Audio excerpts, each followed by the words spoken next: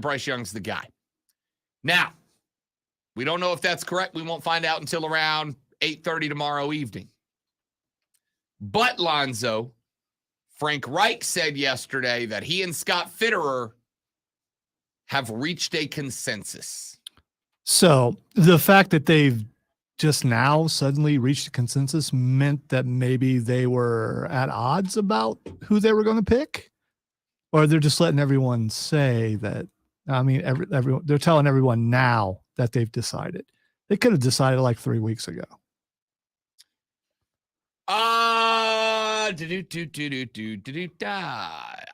They could have. Don't you think it's odd to come out and say, we have come to a consensus? Well, what he actually said was, in fact, I got the sound in there. If you want, I think I did. I think I saved it in time. We'll see. But yesterday at the presser, old Frank Reich got asked if they had a dude, and this is what he had to say.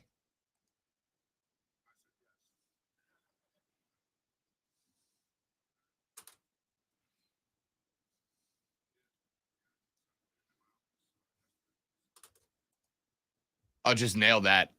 Just nailed that audio. Good job, Rob. Killed it. He said, it's all right. Everyone thinks I did it, so you're good. No, that's all on me. He said that Fitterer came into his office. It was like a marriage proposal. He proposed the guy, and I said yes. And now we have a consensus, and we're excited. It's BY. It's going to be Bryce Young. I am sure of it at this point. The Will Levis thing. Wait. You said 95% sure. Now you're saying you're sure. I mean, man, if I'm 95% sure, have you come to a consensus in your brain about whether? Yes, I have. It was like a marriage proposal to myself. I proposed to myself. This may shock you, but like every other person in my life I've proposed to so far, I said yes. Okay, all right, that's cool. 2 for 2. As long as you love you some you. I love me some me. It's gonna be BY. The odds thing yesterday was interesting.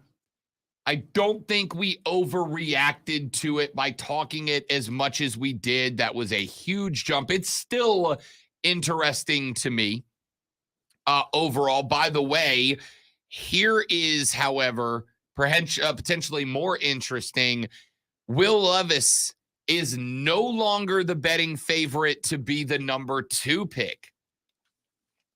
But neither is Will Anderson or CJ Stroud. Tyree Wilson is now the betting favorite plus 125 to be the number 2 pick. Will Anderson is now the favorite to be the number 3 pick. Will Levis to be the number 4 pick. So all of these odds jumping around yesterday were very, very interesting. I do think it was worth talking about, but as with most stories, it's settled down. We kind of got a little bit of a 30,000 foot view of the whole situation.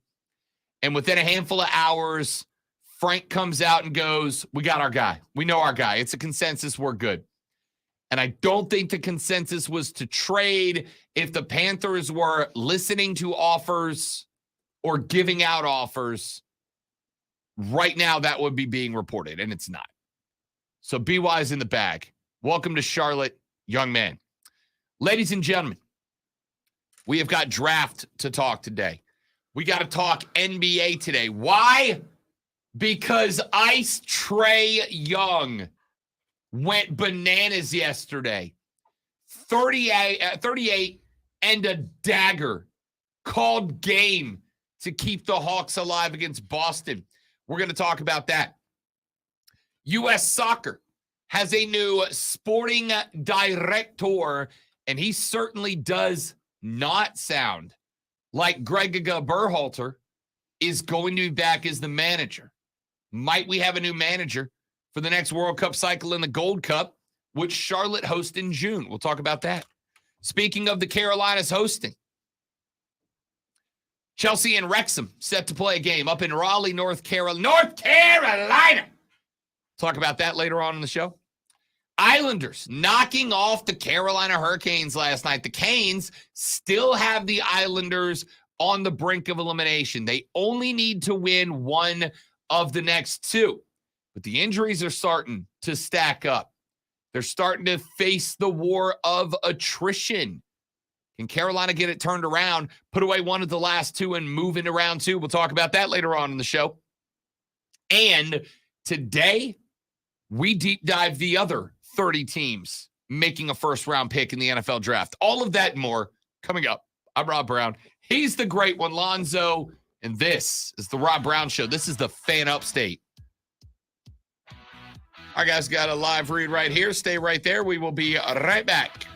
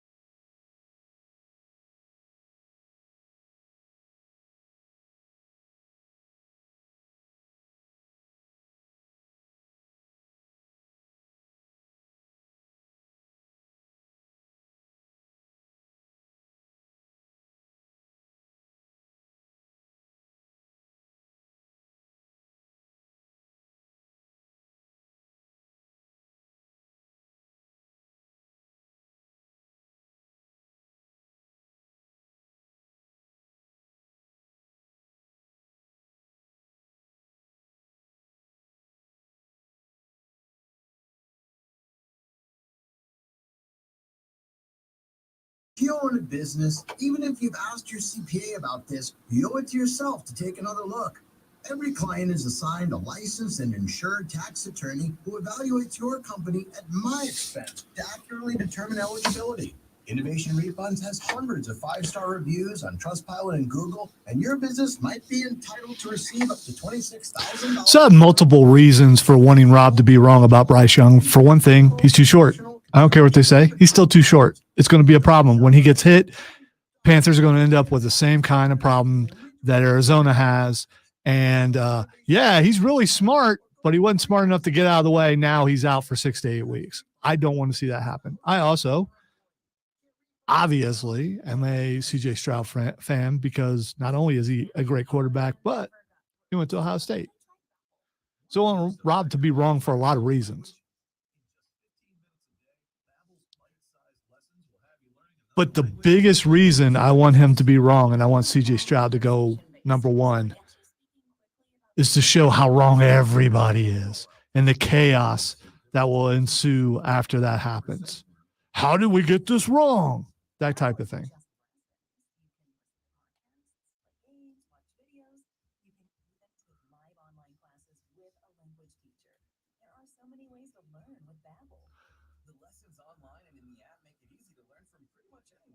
University studies have shown that using Babbel for 15 hours is equivalent to a semester of college Spanish. If you want to learn a new language, there's no better way than Babbel. Go to Babbel.com to try for free. That's Babbel.com. Babbel.com. Willie Nelson and family are on the road again, live in concert. On the road again. With Bobby Weir and Wolf Bros, featuring the Wolf Pack. He's all a blessing. And Particle Kid. Oh, Willie Nelson. Wolf Bros. CCNB Amphitheater, Ladies and gentlemen, taking the stage, Wolf Bros. Wolf Bros. They better not be clean-cut looking people. They better just I'll look 'em up. have long hair and big old beards and hair come out the back of their shirt. Lonzo, you're about to be very pleased. I'll look it up. Oh, no. I'm going to put it on the stream. Okay. It's well worth it.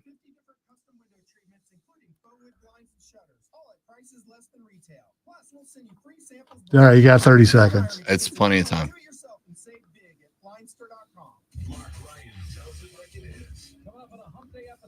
Okay. All right. That's what Wolf Bros should look like. Daggum Wolf Bros. That is what if you're going to call yourself Wolf Bros, that's what you got to bring. Especially my dude with the sunglasses on in the front. Yeah. I don't know, man. Sam Elliott's brother on lead guitar.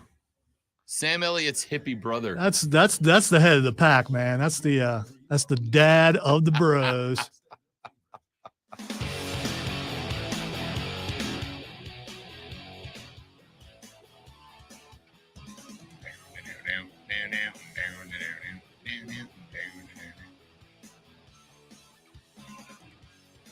The Rob Brown Show continues. It's the Fan Upstate. Ladies and gentlemen, Rob and Lonzo with you. One more time again, live at Twin Peaks tomorrow. Doors open at 11. Come on by, come hang out with us for the last hour of the show. Grab yourself some wings and 29-degree draft beer with us at noon. We'll hang out with you for a couple of hours, talk some football, and get ready for the draft, man. Big day tomorrow.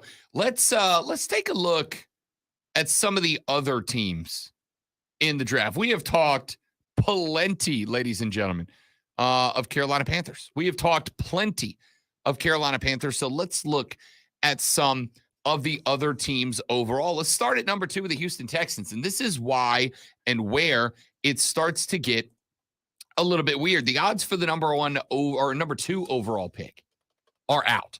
Tyree Wilson, the edge rusher, who is notably not Will Anderson, is now number 2. And more importantly, notably not a quarterback. Well, so here's the theory with where Houston's going. The theory behind Houston is they don't believe in CJ Stroud, right? Now, there's another element to this that I just learned about last night, and I find it very interesting. There are rumors going round right now. A lot of Eagles quotes on the show today. There are rumors going round right now that it is perhaps not just or only or exclusively or maybe even because of CJ Stroud's lack of performance in the cognition test that have caused him to fall down the draft board for some teams. CJ Stroud may be in a little bit of trouble because of his agent. CJ Stroud is being represented by David Mulugheta.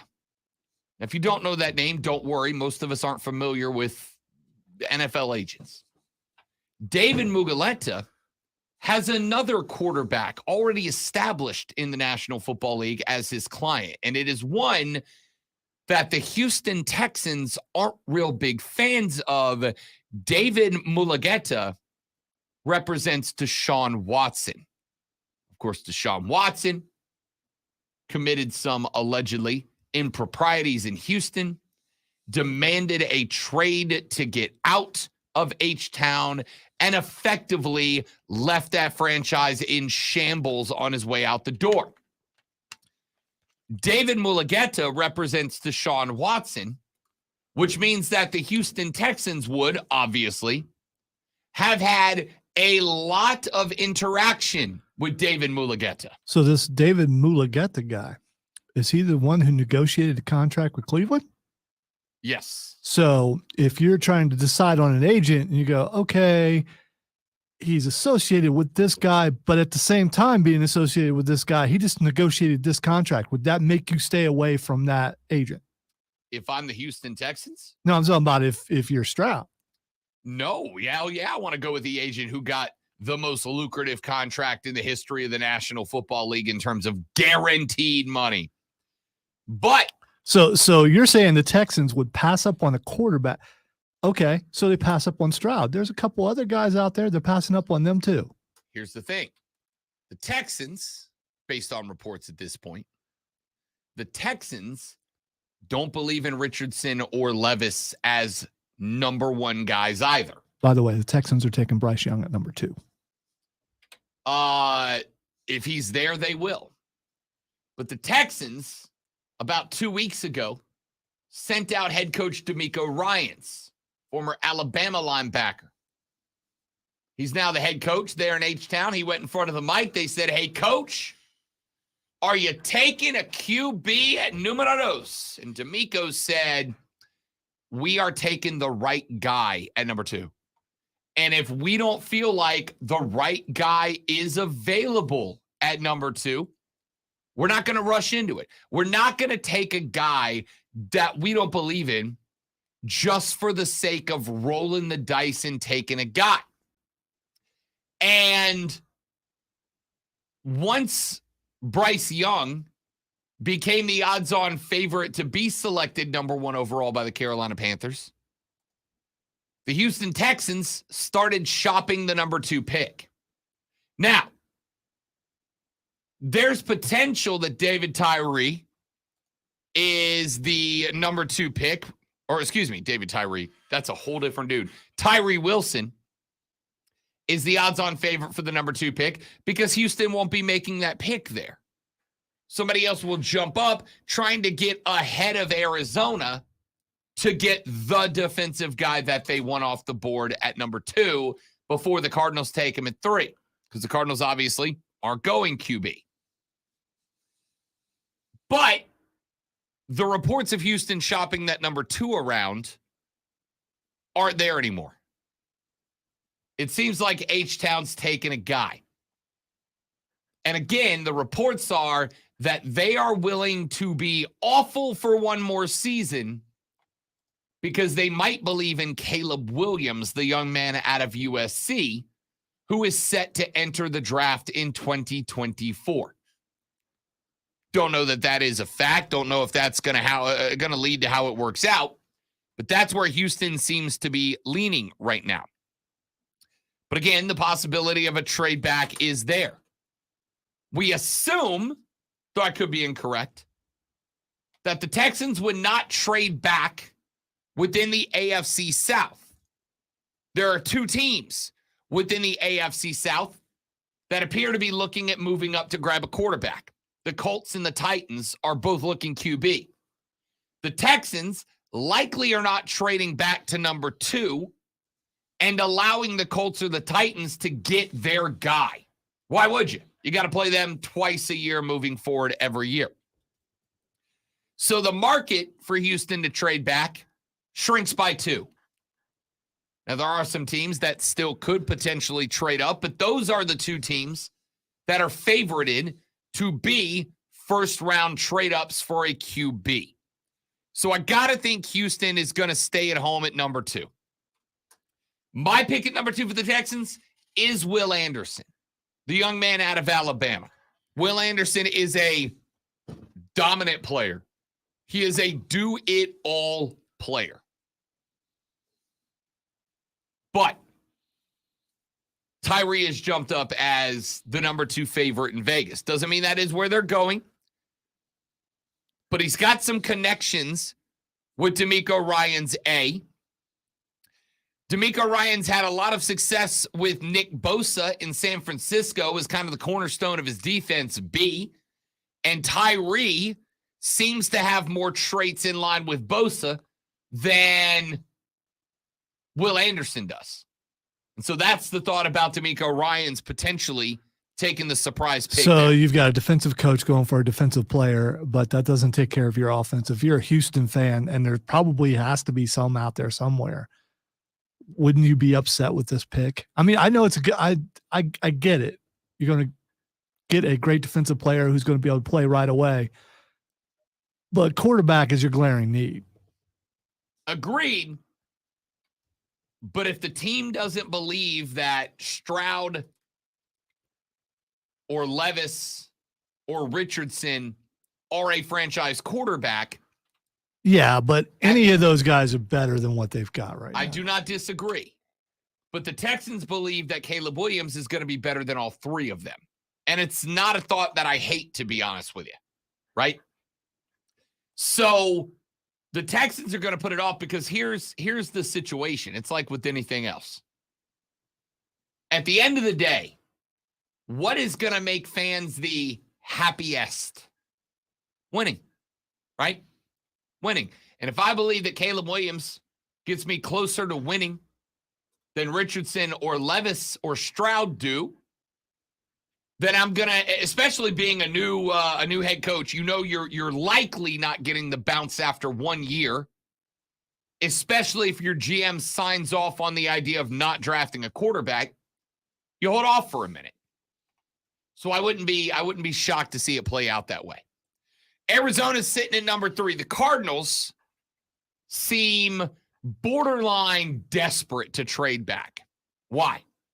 Because the Cardinals are a team that have a bunch of needs. The Cardinals, depending on what composite rankings you look at, might have the worst roster on paper. The worst roster on paper in the entire National Football League. You know what the needs of the Arizona Cardinals are? All of them. All the needs. My first thought was height. Yeah. But that's just me. All of them.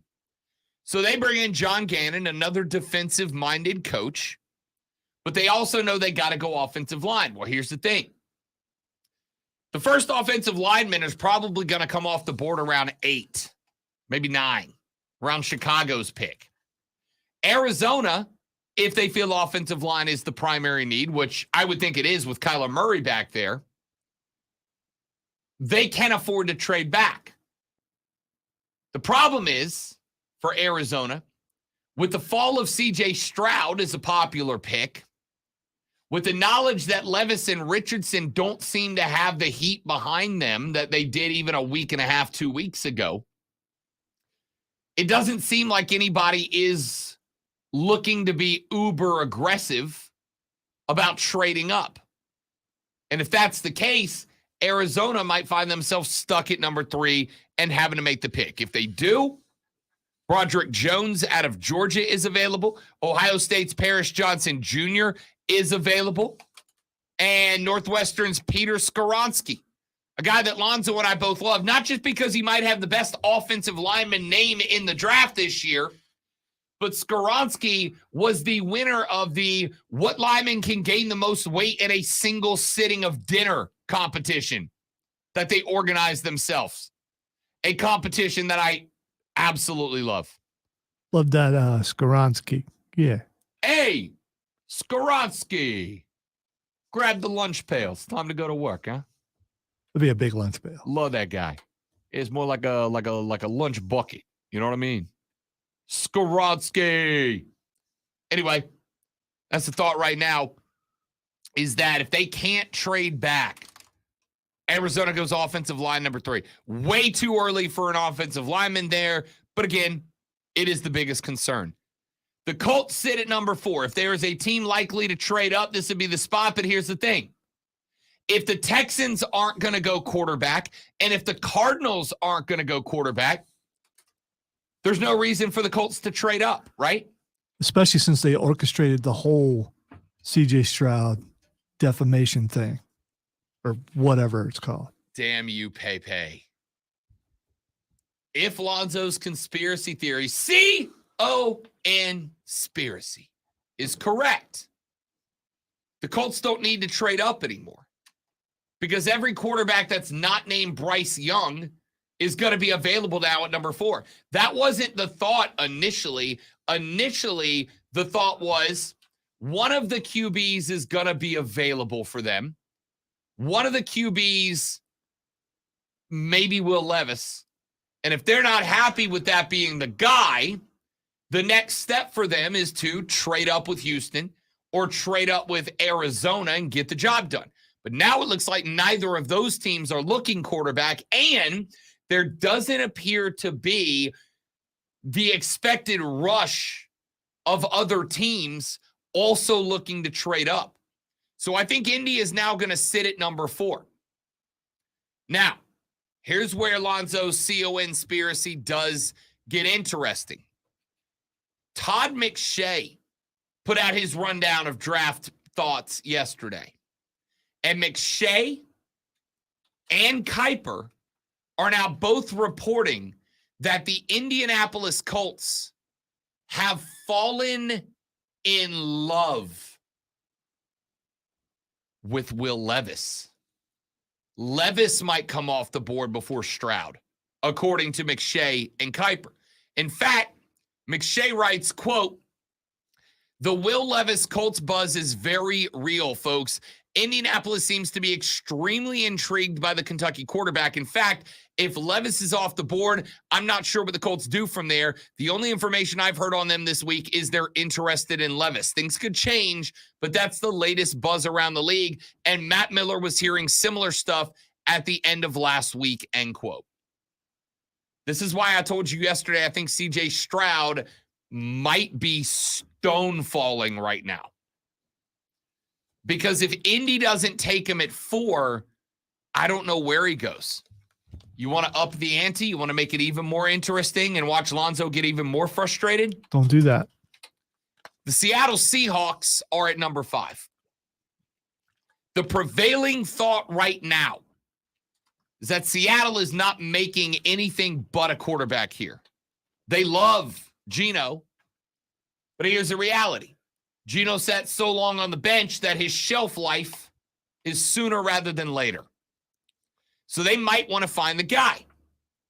Now, if you got Geno Smith and you're looking for a replacement to be mentored by Geno Smith, You're going to go with Anthony Richardson. I know that's what you're going to do. again, I'm not the only one here. I'm not the only one here. Florida's Anthony Richardson fits the Geno Smith protocols. You know that if you take Anthony Richardson, a guy that I have mentioned to you multiple times leading up to this draft, Anthony Richardson might have the highest potential ceiling of any quarterback in this draft. Anthony Richardson physically might be capable of more than CJ Stroud, than Bryce Young, than Will Levis, but it's a very unpolished gem. It's going to take time. It's going to take education. It's going to take mentoring. It's going to be a bit of a struggle, I think. Is Geno Smith not the perfect guy for that? Play a very similar game. Play a game that loves to move the field laterally along with them. Plays a game that's about being intelligent but running the ball when things go south. Richardson's going to drop to Baltimore. That's Baltimore wants him. That's where he's going to go. We'll find out. But I got to think if Richardson goes to 5, he's the pick of the Seahawks. Now we get to Detroit. This is where I think CJ Stroud comes off the board. Number 6 to the Detroit Lions. Yeah. All right. So this does bother me. Why you want to do that? I realize that Detroit is up and coming and better than what they were, but they're still not good. Why you want to put CJ on Detroit? Why you want to send an Ohio State guy to Michigan? I'm going to tell you right now. What are you doing? I'm going to tell you right now. I don't think outside of Carolina, there is a better landing spot for CJ Stroud in the top 6. I don't think there is. I don't think Seattle's a better spot. I think they're locked in with Geno for a couple more years. I think CJ Stroud's day one ready. I don't know that sitting helps him too much. On top of that, we know because of the Russell Wilson stuff that there's a lot of drama going around the Seattle organization at this point. So I don't love that. I don't think Indy's going to be good for another couple of years. Arizona doesn't want him. Houston's going to be a bleep show again, even with CJ Stroud. Detroit is up and coming. Detroit was the surprise team of the league this year. They will not be a surprise next year because this team's pointed in the right direction. I don't think there is a team that is more ready outside of the Carolina Panthers than the Detroit Lions. This would be beneficial for CJ Stroud. Let's take a break. When we come back, we'll round out the top 10. The Las Vegas Raiders, the Atlanta Falcons, the Chicago Bears, the Philadelphia Eagles. Where do they go? We'll trot you through some of those and continue running around the league next on the Rob Brown Show on the Fan Upstate.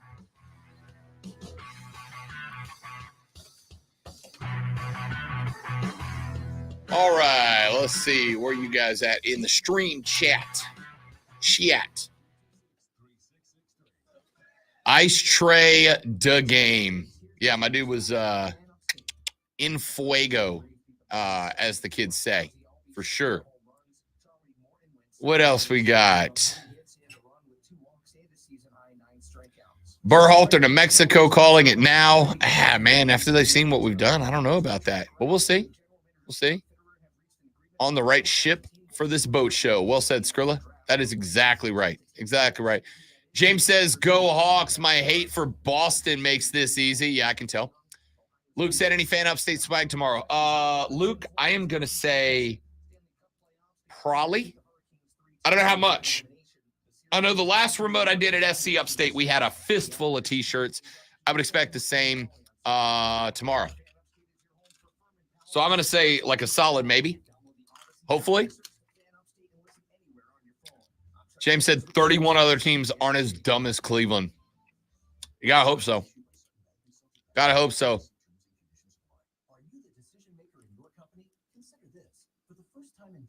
Trade the pick for the Oilers logo and colors.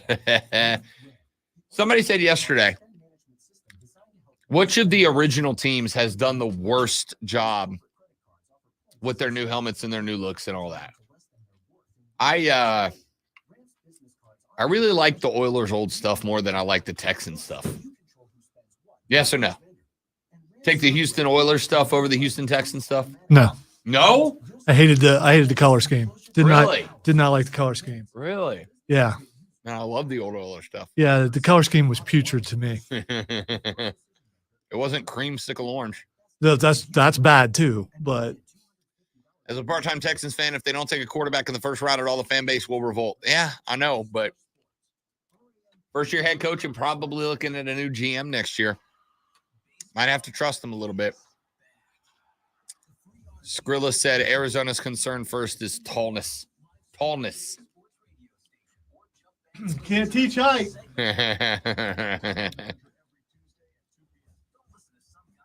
I've got gifts ready if Stroud goes to Vegas. I bet you do. Getting a lineman would be a good move for them. 100%.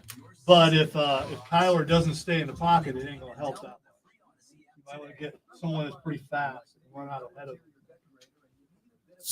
Kyler even back yet from his injury? I don't know. When he's supposed to be ready for camp. They'll help you find the best color combinations with slacks, shirts, polo suits, and so much more. There's nothing quite like surprising your sweetheart. I get it, Chris. And it's not about the Oiler thing. It's just that blue bothers me. It just, I don't know why. Maybe that blue doesn't make my eyes pop. So that's all I care about. So the Panthers started their voluntary mini camp yesterday, and we got to see the Trust the Process blue for the first time. Did you see it? I did not. I kind of dig it. TBH, I kind of dig it.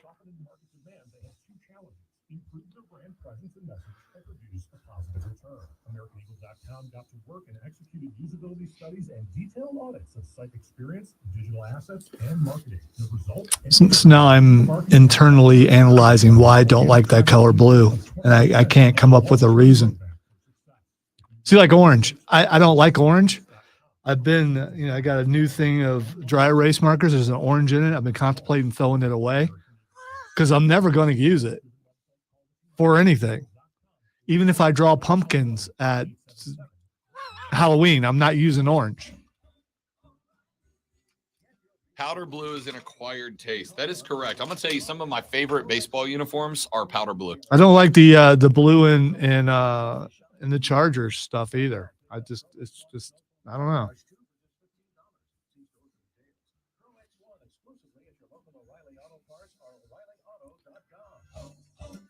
The Ole Miss Runner Rebels powder blue with the red lettering is a beautiful jersey. I hate the Philadelphia Phillies, but the Phillies powder blue unis with the red P logo are good. Why is it called powder blue? I mean, Can't answer that. I do not know. Google is only a phone call away. Visit bankofamerica.com/banking for business to learn more. What would you like the power to do? Copyright 2023 Bank of America NA. From the Ingalls Market Studio, the Fan. Upstate, 97.7 FM Greenville. comes from cobalt, apparently. Huh.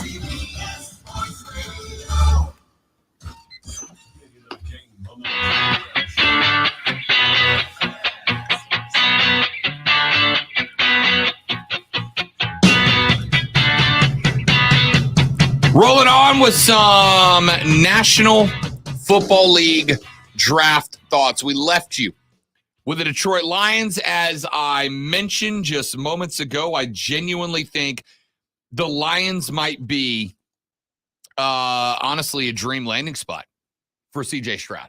I think that's an up-and-coming team. I think they've got a lot of talent. I think they've shown commitment to rebuilding the offense. I think they got a head coach that's exciting to play for right now.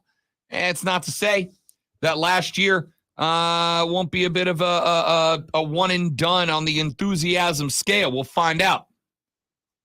But he could do worse. He could be a Texan. I'd count the old Detroit Stars and be thankful in that case if I was CJ Stroud. Let's move on. Las Vegas Raiders sitting at number 7. Apparently, the Raiders were a team that were also exploring a trade up to get number 1. Why? Because they believed in Bryce Young as well. Unable to get it done. And now, according to a number of sources, Vegas is out on this quarterbacks class. The belief around the league is that the Vegas Raiders are happy with the situation they find, or at least content to wait one more year because of the situation that they find themselves in right now. I don't necessarily love it or hate it. Jimmy G's there. They got him for a couple of years. Do you trust the guy not to get injured? Apparently the answer is yes. Yeah, if he doesn't get injured, he wins games. Yeah. That's what he does. If he doesn't get injured. And there is your problem. Right now, I think Vegas is looking cornerback. I think they're looking DB. You've got a couple of them right there. Devin Witherspoon is there. Gonzalez is there. Both of them are considered top-tier prospects at the position. It comes down to whether the Raiders want to go with the physical cover skills of Witherspoon or the elite tackler in Gonzalez, A and B. If either one or both of those guys is off the board at that point. The next team of interest, obviously, the Atlanta Falcons. The Falcons are going cornerback. They are going defensive back specifically at the corner. If Witherspoon and Gonzalez aren't both already off the board here, one of those two guys is going to be lined up opposite A.J. Terrell. It will give them, if not one of the potentially most talented cornerback duos in the National Football League. But there's one other thing I've heard a couple of times that I actually really like. And that is the Falcons trading back out of this pick. Not to gain assets, but to gain assets and target a player who I think if it's 10 years ago, is already off the board at this point. But at this point, we don't love drafting running backs in the NFL, do we? You don't see many running backs going off the board. Bijan Robinson out of Texas is expected to be a phenomenal football player. The Falcons need a running back. They need a running back. They need him now. Too late to get a quarterback in this draft at this point. They're not going to want to move up for one. If one of the two elite caliber cornerbacks is here, that's the dude they're going with. If not, look for the Falcons to potentially trade back and try to get Bijan Robinson. If they can't find a trade partner and both cornerbacks are off the docket at this point, then I think Bijan Robinson might be the highest taken running back since what? Reggie Bush? That could be an interesting one. We'll talk some more teams deeper in the draft order later on in the show when we come back. Very interesting baseball story I want to get to. You guys know I love me some science in sports. But is science and tech hurting baseball? Literally. Talk about that when we come back on the Rob Brown Show on the Fan Upstate.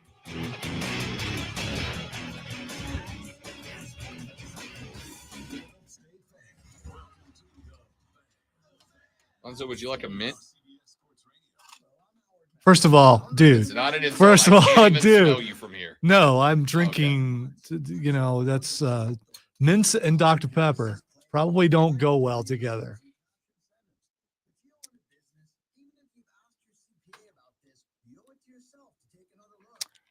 Oh, that's right. Saquon. Forgot about Saquon. Good call. James said Bijan Robinson to Philly at 10. Only if both cornerbacks are on the board at 7 where Atlanta drafts. If they're not, that's where they go.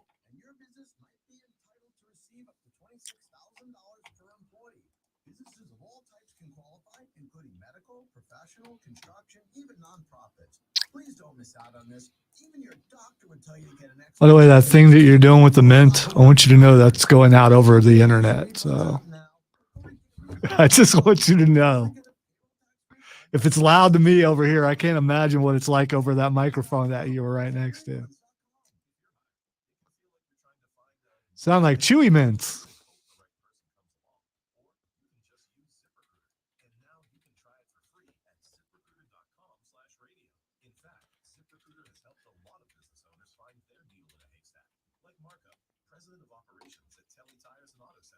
Because Telly Tires has grown a lot in the last few years, Marco needed to hire everyone from a receptionist to a store manager to a head mechanic. ZipRecruiter helps me find all the right people, even the most difficult jobs to fill.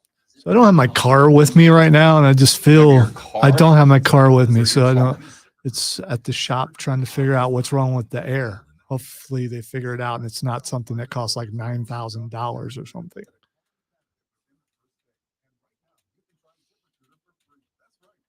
I'm always worried that on the day that I don't have my vehicle, that's the day I get fired. And it's raining. Which means that Lonzo's going to get his sad end of the TV Incredible Hulk show walking down the road to a piano piece. Except I'm not going to hitchhike. I'm just going to go sit out on the curb till they have me removed, I guess. That's my secret, Captain. I'm always angry.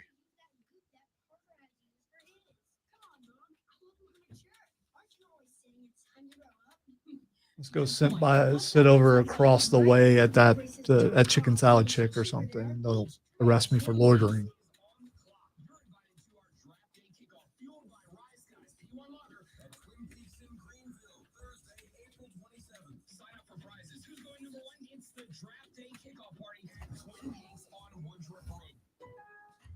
Hurry and shop the final days of Springfest at Lowe's. Right now, get an additional $300 off when you spend $1,996 or more on select major kitchen appliances. And keep your lawn looking fresh with savings on the Ego 15-inch string trimmer. It was $219, now it's $199. Shop Springfest today because Lowe's knows spring. Lowe's knows home improvement.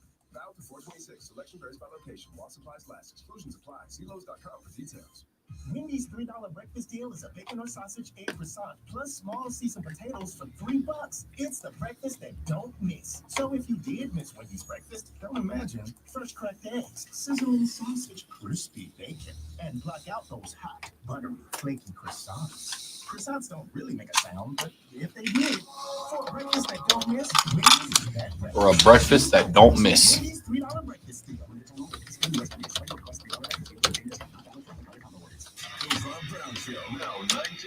I like this staff, not just because of the names on it, and not just because of the XP they bring, but because if Frank Reich is a good person. personnel manager. If he can sit down when coaches from different schools of thought inevitably bump heads about the right thing to do. If Frank can navigate all of those storms, this staff could be scary good. The roster's already good. It needed a top-tier coaching staff, and it needs a quarterback. Those were the two things that had to be checked off. I've been saying for months now. The Panthers are a good head coach quarterback duo away from being a very good football team. Well, they've got a good head coach who is now filled out a staff around him that gives him opportunities to succeed. Now we just wait to see who's going to take the first snap in the 2023 season.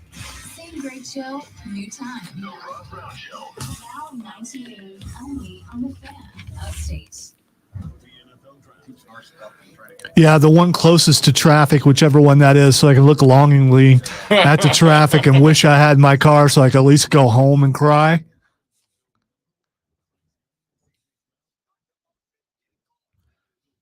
Now we'll spend the last of my money on a really large QT drink as I'm sitting out there. I gotta tell you, QT's big fountain drinks costing 0.9 cents is a game breaker.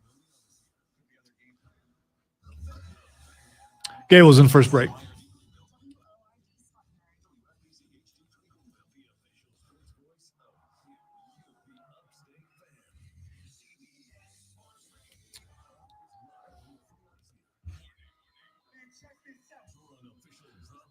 Aaron Rodgers looks older than Robert Saleh. There's a video of him. Did they meet finally? Yeah, McAfee just tweeted it like 12 minutes ago.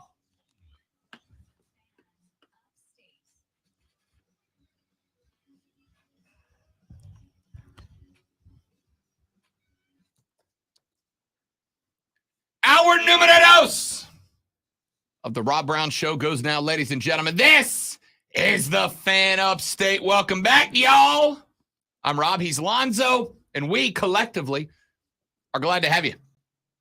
The Gilstrap Family Dealerships.com phone line is open for you right now at 844-326-3663. 844-326-3663. That is the number to get on the air. You can also text us at 71307. 71307. Start your text with FAN, F-A-N. We'll read them on the air. FAN, F-A-N, and we will read them on the air. Texter says, those odds are saying Panthers could swap with the Colts. Colts get Levis and we take Stroud. But what all would we be able to get from the Colts if so? That is interesting. Here's my question. If the Colts are in love with Levis, they don't need to move, right? They don't need to move. Unless they are just horrified, terrified that the Panthers will take Will Levis at number 1 overall. They can stay at 4. Doesn't seem that anybody wants to jump up to Houston at 2. Arizona's not taking a quarterback at 3. If you're in love with Levis, you've got to at least have a little something for Anthony Richardson too. And oh, by the way, at least 2 of Stroud, Levis, and Richardson will be available for the Colts at 4. The only and by the way, if they are in love with Stroud or Levis or whoever, they got a 25% chance that the Colts draft the dude that they want. And more than likely, 3 of the quarterbacks are going to be available at 4. So I don't see that swap taking place. Texas says Texans might be waiting on DJ and Big Dave next year. I wonder, and I'm saying this with great sincerity, Lonzo, I wonder, especially after we've seen the impact that Daddy Ball had on the career of LaMelo and Bros, if there's going to be a point where teams start looking at the overbearing parents of professional athletes and like, nah, we good. Yeah, that's been around since the dawn of time, since sports started. There's been a dad or a mom going over there. Why aren't you playing my kid? And And I know the marketing side is fairly recent. I'll say their reach is never been what the reach is now. Right. So 20 years ago, Jaheim's Bell, Mama's still mad, but we don't know about it. you're right. So I don't think that factors in that much, That's fair. especially when they're pros. Supposed to be. Well, in the NFL, how many times you hear about someone's mom or dad? I hear about Zach Wilson's mom all the time. Yeah, I also hear about Zach Wilson and other people's moms, though. Yeah, so. well, that's a totally different thing. He's going to have a little more time on his hands now, too. So Correct. Old Zach. Look Old out. Zach attack. look out, Cougars, or You think? be ready, Cougars. I don't know. It's whichever. Oh, Zach friends' moms have got it. Okay. I don't know, man. I'm interested. All right. Let me get to this story. The storming of football fields post major W's has been something that's been going on for, I don't know, Zoe, as long as I can remember, TBH. As long as I can remember, too. So it's been a while. Well, the Southeastern Conference is about done with it.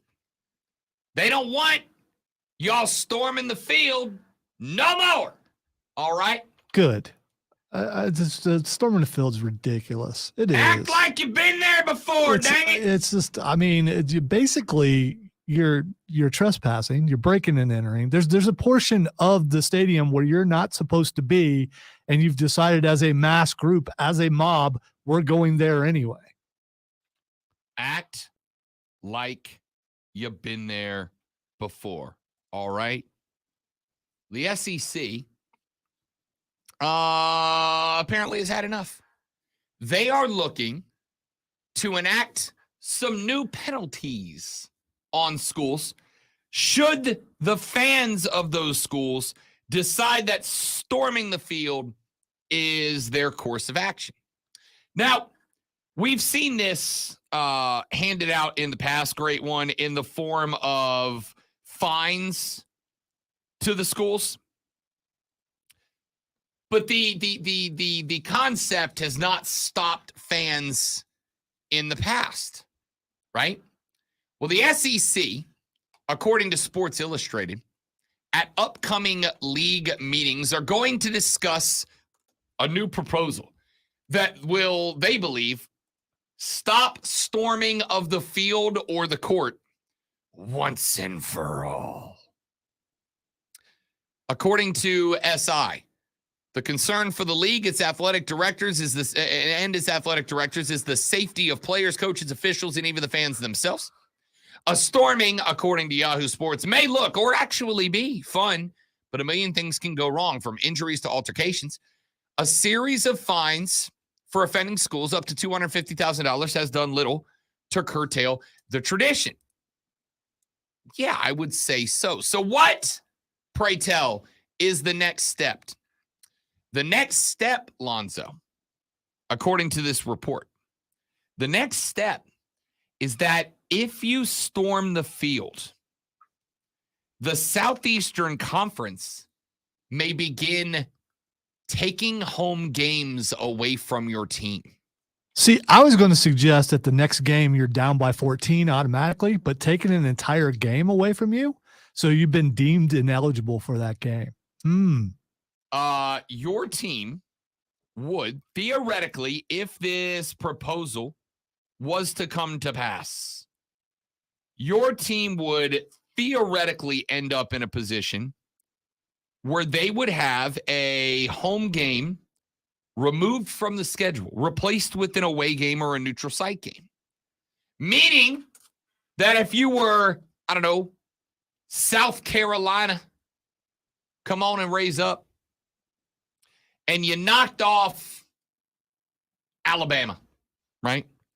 A shocking defeat of Nick Saban's Crimson Tide for Shane Beamer's South Carolina Gamecocks. If you pulled off that upset and the Gamecock faithful were to storm the field, it is possible that the Southeastern Conference could potentially hit you with a fine that says the Gamecocks now forfeit a home game next season.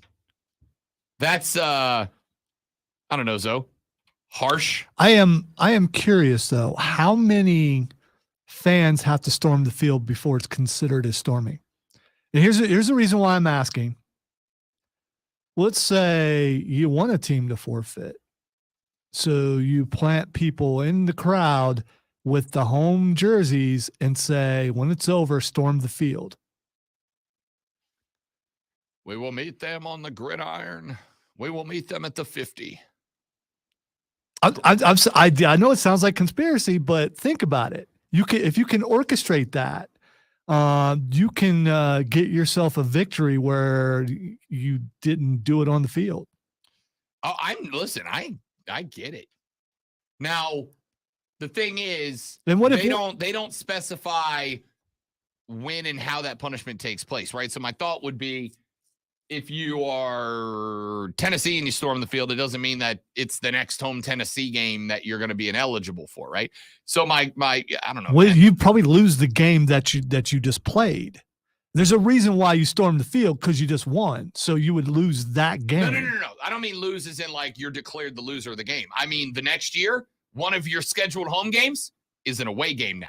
Oh, you play one fewer game at home. Oh, that's not year. That's not gonna. That's Sorry, not gonna do anything. I understand my miscommunication. I misunderstood. That's lame. Yeah, it doesn't mean that you forfeit the game that the field was stormed after. And then, well, we meant to punish, but because of the way the schedule lays out, we had to give them their home game anyway. I mean, that's lame.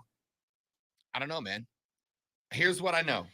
I know the SEC is deadly serious about ending field storming. They do not want it to happen anymore. They are unhappy with the existence and reality. And at the end of the day, if you really sit down and think about it, it makes sense, right? As Lonzo pointed out a second ago, it is at its core a dangerous scenario. Not only do you have 100 football players of the home team, but you got 100 players of the away team trying to get off the field. And all it takes. Plus all the people who work in there, the referees, all the training staffs from both sides, there are a lot of people out there. Yeah.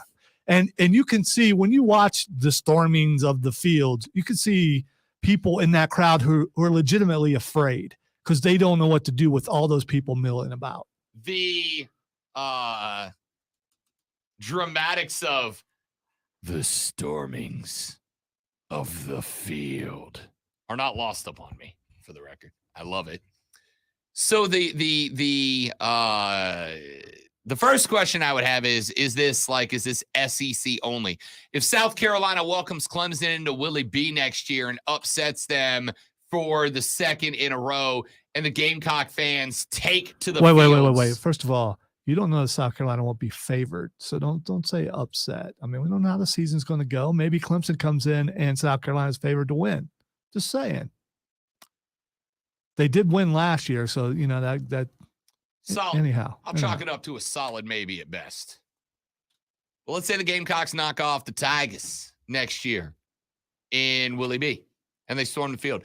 Does the SEC take an SEC home game away from the Gamecocks next year since they stormed it against an ACC team? I don't know. The thing is, this plan is reported and nothing else right now. SEC meetings are coming up in what? Actually, just a few weeks, as a matter of fact. If you want to make this a harsh punishment, if they storm the field, you're down 14 in the next game, no matter who you're playing. Then the fans go, whoa. They love the team enough. They don't want the team to be down 14 in the next game. They're staying in their seats or they're exiting in an orderly fashion when the game is concluded. I don't know, man. I look, storming the field, I get it. Jokes aside, I get it. It is theoretically quite dangerous, right? All it takes is one crazy fan trying to make himself TikTok famous to go out there and spear the quarterback of the away team. And you've got potentially damages and litigation against your school. right? And you're responsible for that. So I get it. And I understand why they want it to end. It's kind of one of those things that, like, as a fan, I have stormed a court. It's fun. It's absolutely a blast. So if they storm the field in soccer, across the globe, don't they like bring out tear gas and stuff? No, the fans just bring that for fun. Oh, okay. Hashtag hooliganism. Kind of weird. I don't know, man. Like, I feel like as far as trying to end the storming of the field, this is probably the best idea I've heard so far. I don't love it because storming the field is fun and it's an old school tradition. But if you are indeed trying to end the storming of the field, this is a pretty sound idea, right? I do think you would have to come up with, it's very hard to put legislation in place and not be able to define the legislation. Remember when we talked about Max Scherzer getting ejected from the Mets game the other day because his hand was too sticky? The question I asked was, how sticky is too sticky? How do you determine it's too sticky? How do you know? Like, how can you explain it was this sticky and therefore that's too sticky? It is hard to legislate a rule that is based on a subjective opinion. But I don't think you're going to have a choice here, just like you don't have a choice with the sticky stuff in baseball, right? There's not a sticky-o-meter that you can put on a pitcher's hand and it goes, his hand is 8.72% sticky. You can't do it. I don't know if you put a limit, right? If you say, all right, if more than 30 people storm the field, right? Or if you say 100 people or 200 people, that's a storming of the field. Or maybe you have people whose job it is to walk the field after games and check press credentials, check team credentials. If we find that there are 5 or more people on the field who do not have credentials to be there, you get the penalty. It's going to be a difficult rule to legislate because, what is storming the field? Define that for me so that I can then say, okay, this is against the rules and that ain't. Unless you can do that, we're going to have a real problem. It's one of those things, though, like many others, great in concept, wildly difficult to execute when it's time. I do find it interesting that the SEC would punish its only schools, all of its schools, for doing something that has been happening for ever. Install walls that raise automatically at the end of the game, on unscalable walls, so that they can't get through. I mean, or just hire a bunch of extra police. So you said that, and I was curious about that last night, right? Like, Georgia's got the hedges, and now we've seen videos of drunken sorority girls falling into the bushes and having to be retrieved. That doesn't work. Apparently, and I didn't know this, back in 1993, Wisconsin had fences around their field, right? At field level, they had fences around it. Well, in 93, Wisconsin fans were celebrating a victory over Michigan. They tried to storm the field. They ended up basically crushing hundreds of fans up against the fence. They bull rushed them, and over 60 people were injured, 3 critically, and Wisconsin took down the fences within a day. Fences ain't going to be the solution to the problem because you're going to end up with the, what do they call it? Stampede. You're going to end up with a stampede of people.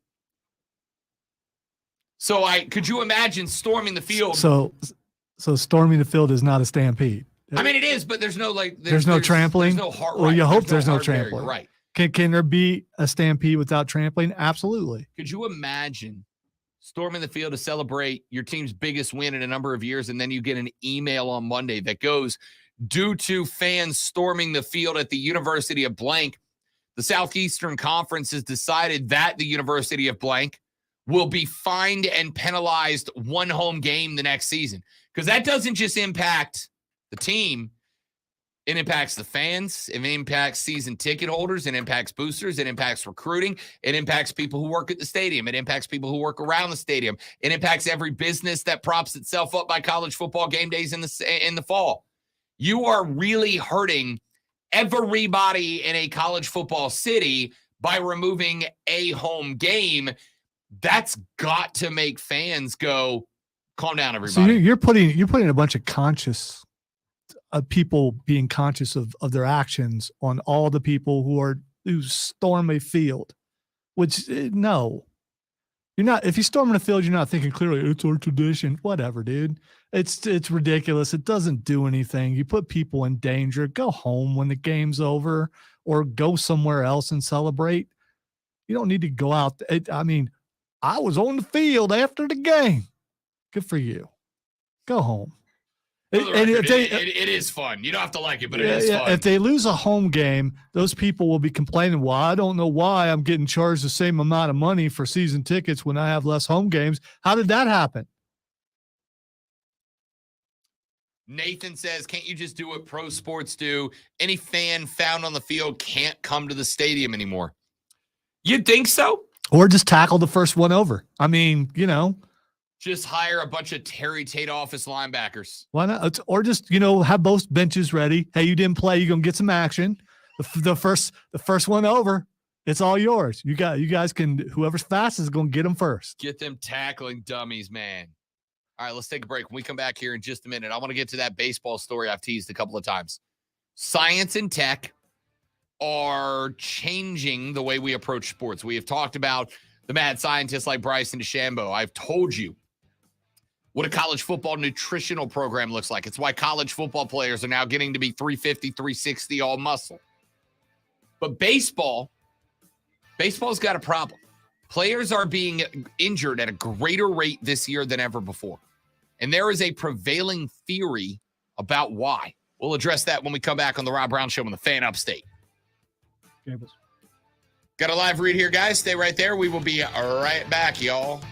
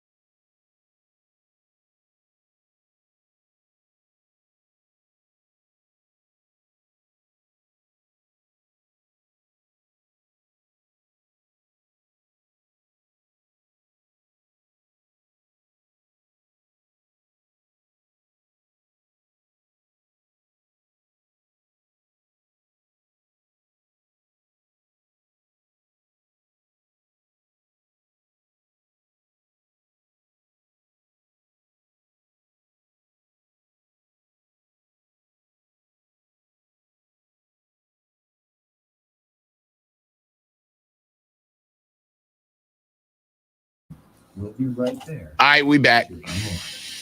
I This is baseball, and this is who we are. Ingalls, we're with you every step of the way. Looking for a new career? The City of Greenville is hosting a job fair on Saturday, April 29th from 10 until 1 at 102 Meadow Street, just north of Unity Park. Talk to staff about open positions throughout the city. Visit greenvillesc.gov for details. Sponsored by Corley Plumbing, Air, and Electric. At Corley Plumbing, Air, and Electric, we provide transparent, upfront pricing you can depend on. Call Corley Plumbing, Air, and Electric today, or skip the line and book online.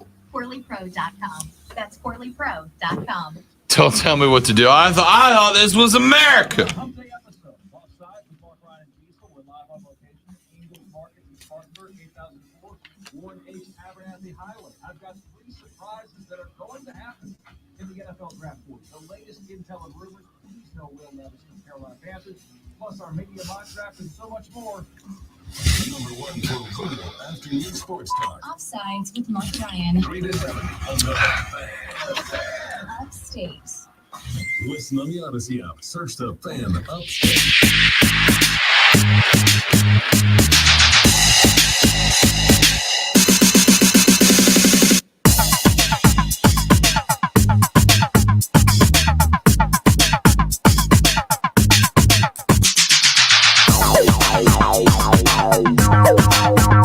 Y'all know I love me some science, man. Math don't lie. I'm really bad at it. That's why all my jobs are words jobs. I do words all the time, but math don't lie. If you can figure out, you're going to be in pretty good shape. But there's a theory going on right now in Major League Baseball, and it's a very interesting one. I've told you a couple of times that injuries are up in Major League Baseball right now. Like, by a lot. Last year, over the first 20 days of the regular season, there were 189 Major League Baseball players who went on the injured list for a stint. This year, 236. It is the highest number ever in that period. 189, 192, 151, 181, 173, 149, and 169.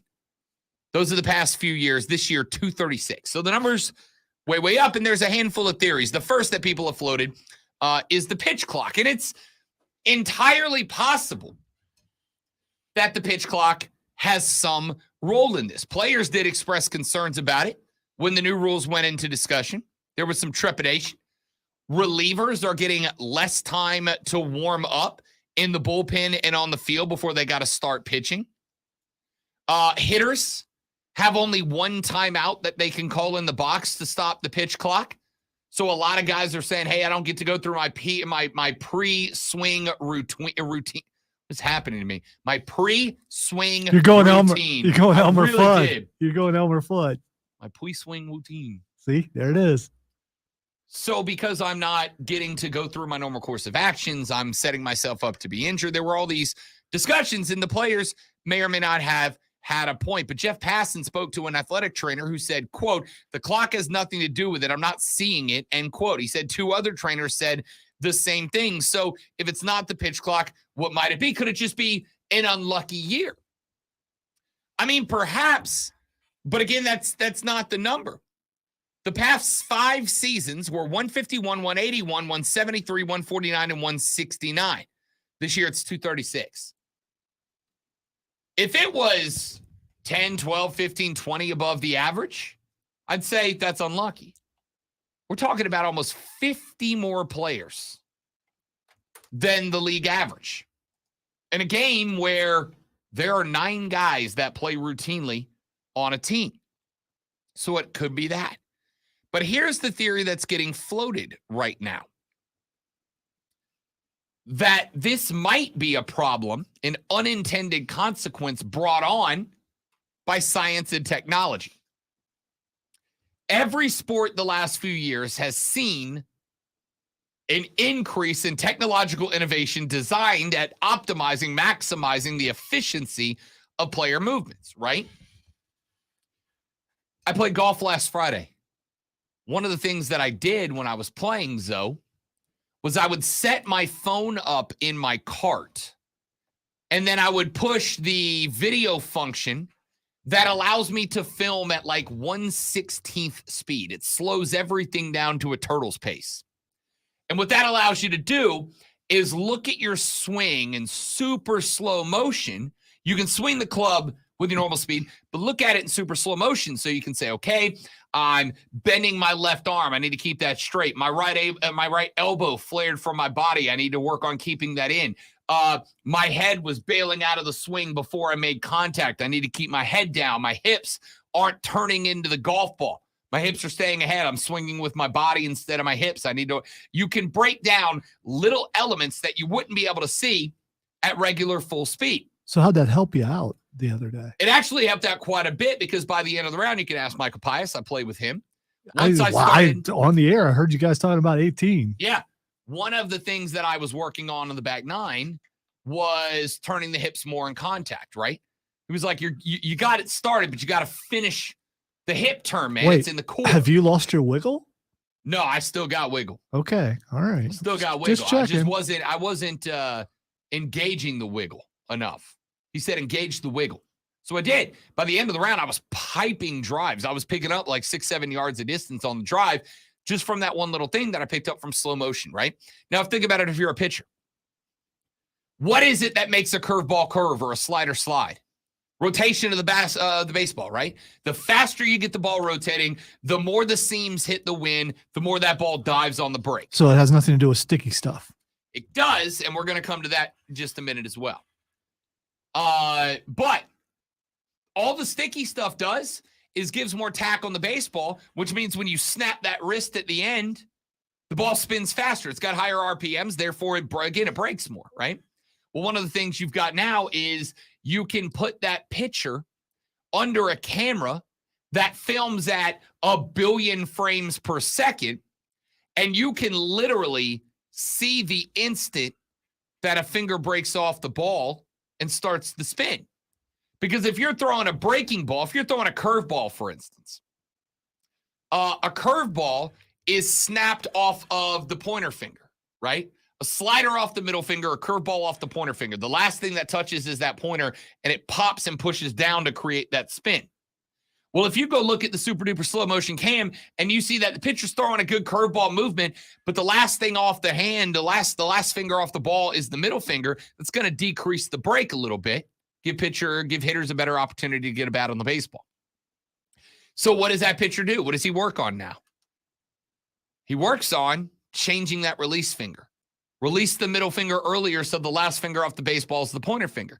But what that does is it changes the mechanics of your throw, right? You have to change something to change something.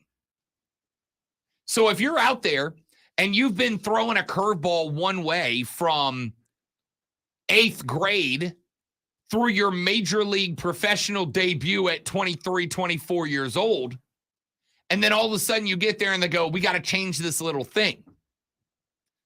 And you've been running this for, 12 years, and now all of a sudden they go, that's not how you throw anymore, and you got to change it. There's a million little muscles inside of your body that all have to do something different, that aren't trained to do it.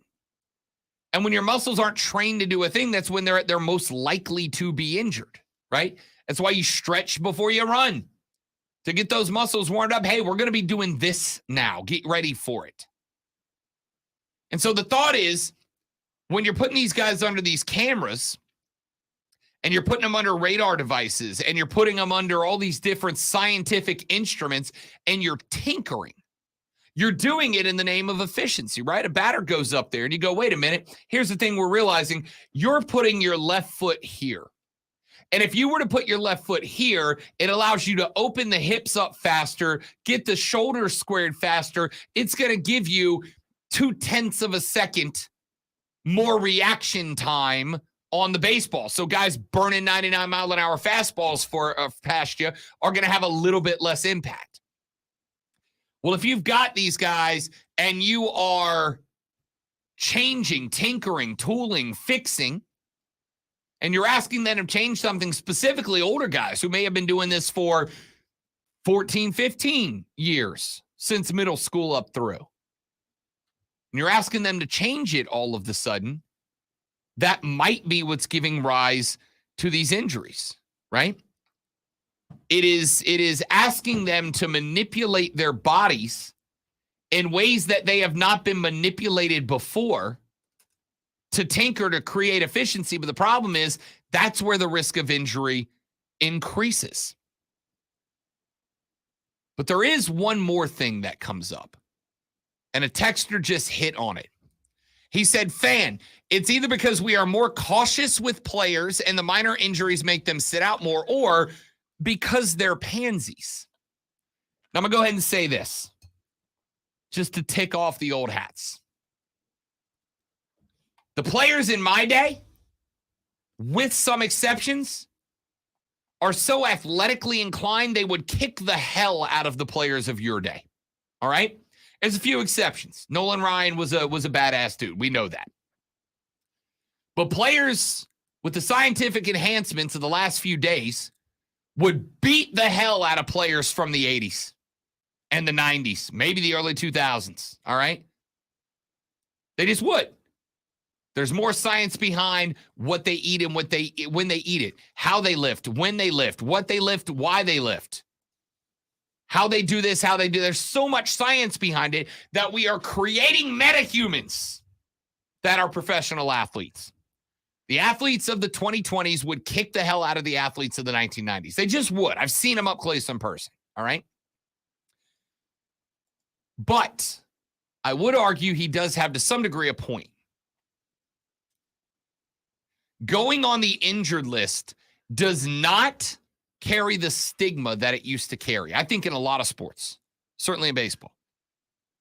If you're a pitcher and you had the option to go on the injured list for 15 days or spend the mandatory 15 on option in the minor leagues, because those on the IL get major league pay and service time, what would you rather do? Would you rather go down to the minors and those 15 days don't count toward your time served and don't count towards your contract length, or just hit the IL for 15 days, stay there, and go right back to the big roster when you're done? I think you and I both know what the logical decision is there, right? Unless you really want to work on your game. Sure. I'm going to tell you right now, the majority of us do work I think to get paid. Yeah, there are some, and some of us work and get what we get. I think there are some people who believe if they stop doing what they're doing, then they're going to get out of rhythm, especially with baseball. I mean, you stop practicing for 15 days, that's a couple of weeks with doing nothing, where you could go down and take it easy in the minors. But keep in mind, as I mentioned, you are absolutely correct. If the only thing that mattered was performance, the correct decision is go down to the minors, stay in Gwinnett or Tulsa or whatever for 2 weeks, work on your stuff, work on getting healthy, and get called back up.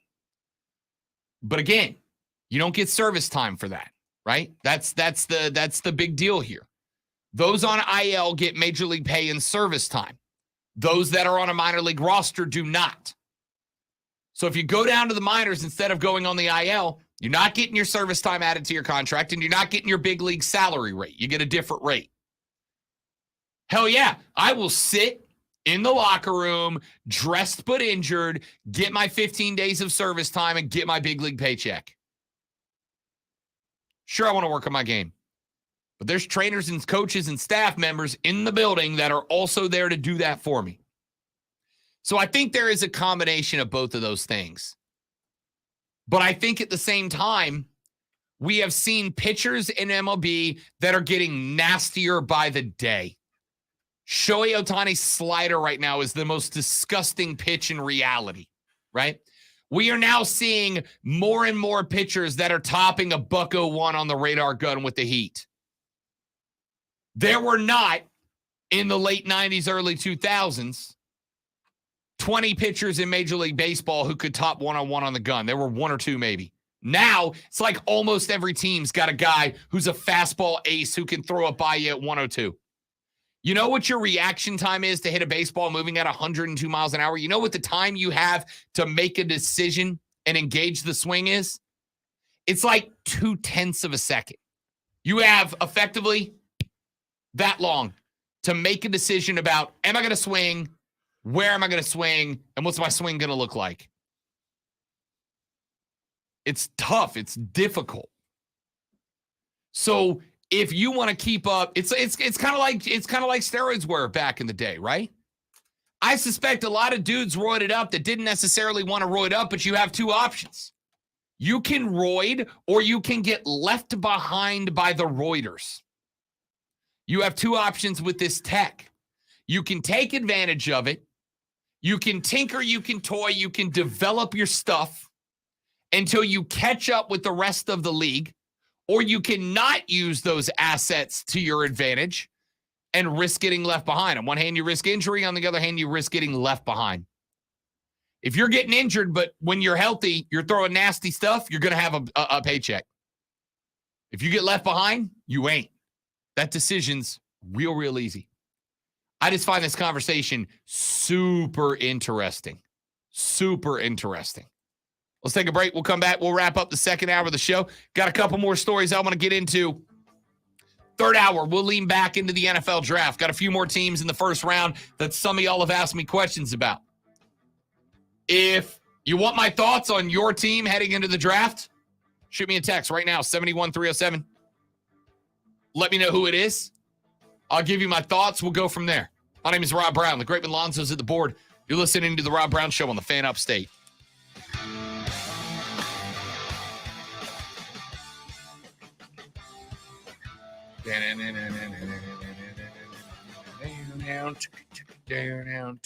Stanley Cup playoffs, the Islanders beat the Hurricanes 3-2 to avoid elimination. The series heads back to New York for Friday's Game 6. If the Islanders open things up, Game 7 would be in Raleigh on Sunday. Baseball on Tuesday, the Braves beat the Marlins 7-4. Ozzie Albies hit a pair of home runs. Charlie Morton went 7 innings, gave up 3 hits. Hawks and a season high in 9 strikeouts. Toronto Ready breaks Elder starts for Atlanta tonight against 1-2 ready Sandy Alcantara. Kill you. And General Manager Scott Fitterer have reached an agreement on which quarterback the team will take with the number 1 pick in the NFL draft, but Reich says the team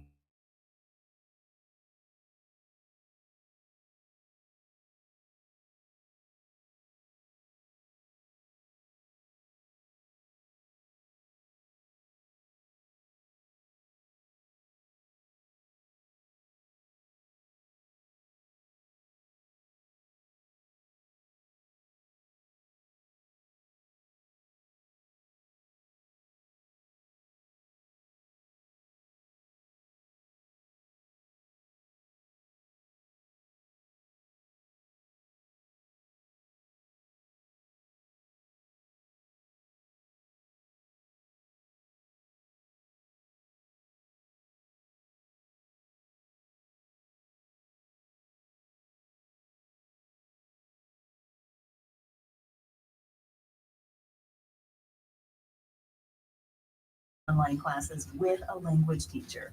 There are so many ways to learn with Babbel. The lessons online and in the app make it easy to learn from pretty much anywhere. University studies have shown that using Babbel for 15 hours is equivalent to a semester of college Spanish. If you want to learn a new language, there's no better way than Babbel. Go to Babbel.com to try for free. That's Babbel.com. Babbel.com. For adults with moderate to severe plaque psoriasis who are candidates for systemic or phototherapy, now there's Skyrizi, Risankizumab Rizal, a prescription-only 150 milligram injection. With Skyrizi, 3 out of 4 people achieve 90% clear skin at 4 months, and Skyrizi is just 4 doses a year after 2 starter doses. Nothing and me go hand in hand.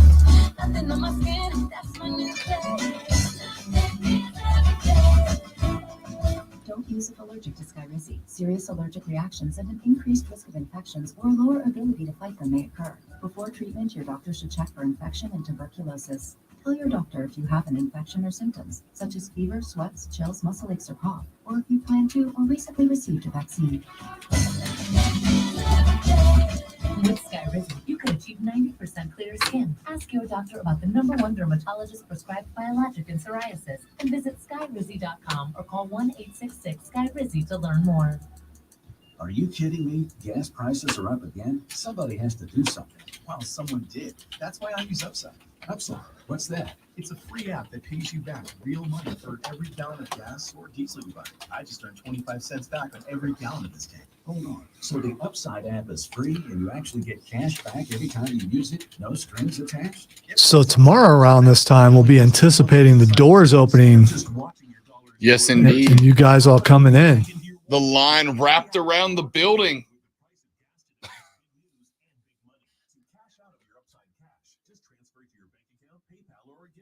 Upside users have already earned over $200 million. Now it's your turn. Download the free Upside app and get cash back on every gallon of gas. Use promo code GOLF for an extra 25 cents per gallon on your first fill up. That's code GOLF. Use code GOLF for an extra 25 cents per gallon back in your first fill up. Cash back to eligible gas in New Jersey and Wisconsin. At Total Wine & More, save big on what you love this month with hundreds of deals. Get up to 35% off over 100 different wines and spirits, including Cabernet, sparkling wine, single barrel bourbon, and so much more. These savings are huge, and even better, they're on top of prices that are already the lowest in town. Deals this good don't last long, so visit Total Wine & More to find yours. Find what you love what you find at the lowest price, only at Total Wine & More. Drink responsibly, B21. This is your captain. You may have noticed my new haircut on your way in. Wanted to look my best. Got the new passport photo taken at Staples. In and out 10 minutes. The fact that I haven't heard anything back from the car place has me concerned. Staples has everything you need to travel. 10-minute passport photos, luggage. Although they're going to tell Lisa and then Lisa's going to tell me, but still. Staples, get 20% off your in-store purchase when you buy any travel service. Get all set to jet and save at Staples. Offer ends for in-store only. Exclusions apply.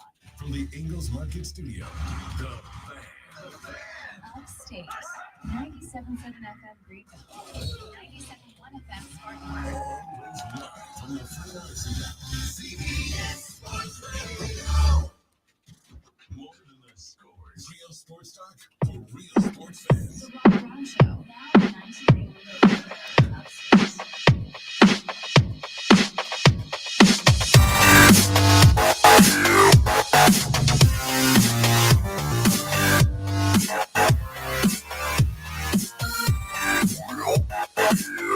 The Rob Brown Show rolls on. Robin Lonzo wrapping up our numero dos. Let's see here on the text line 71307.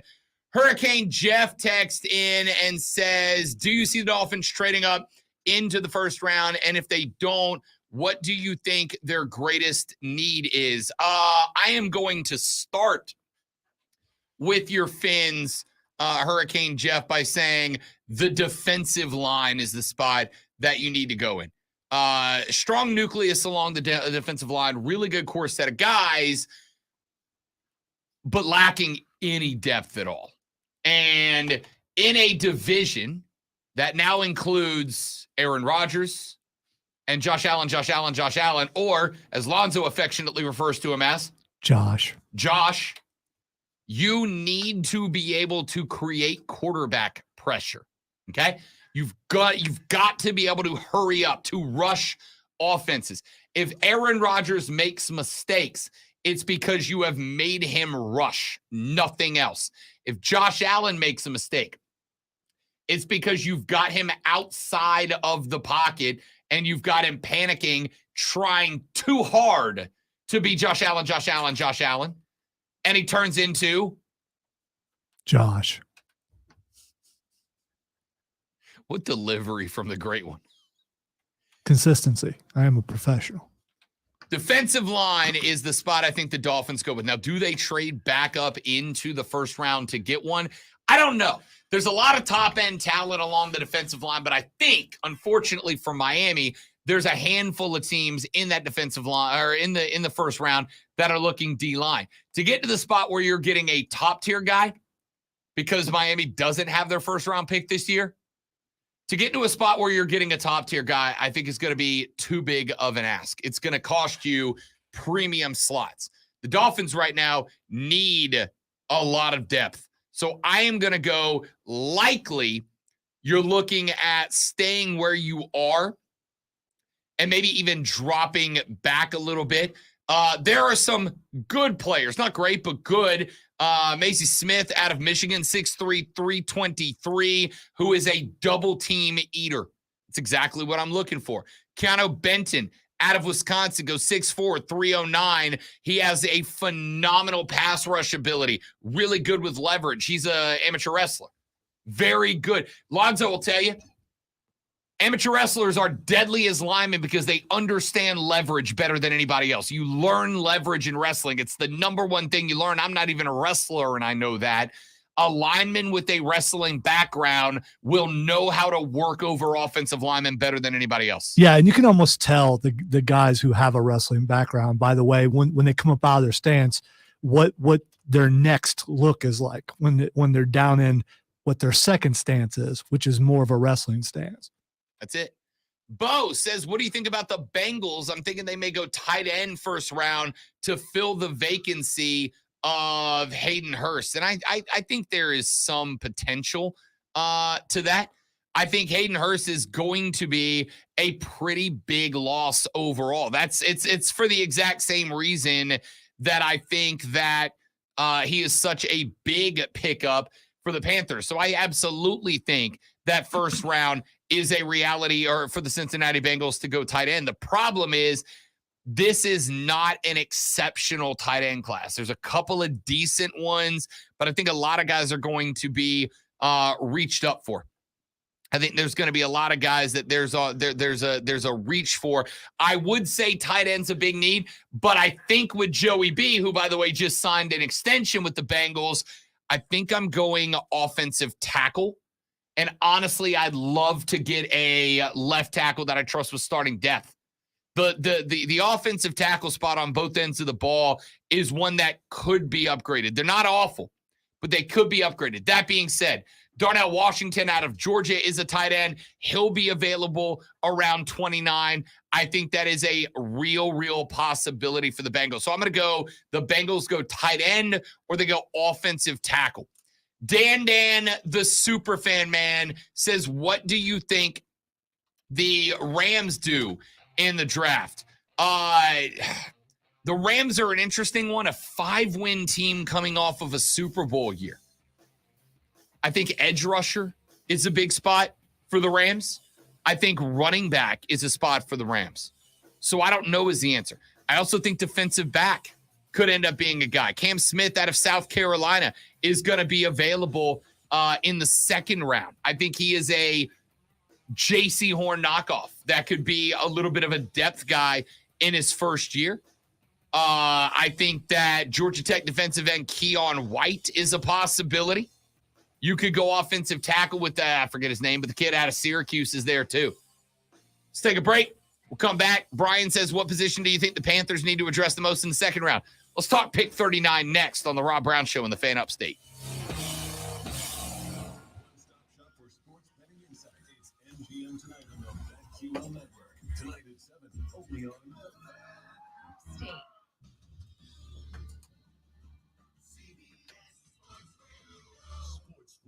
Thank you, Luke. I throw some techno in here and there. Too much techno gets me an email from the boss. I don't want that.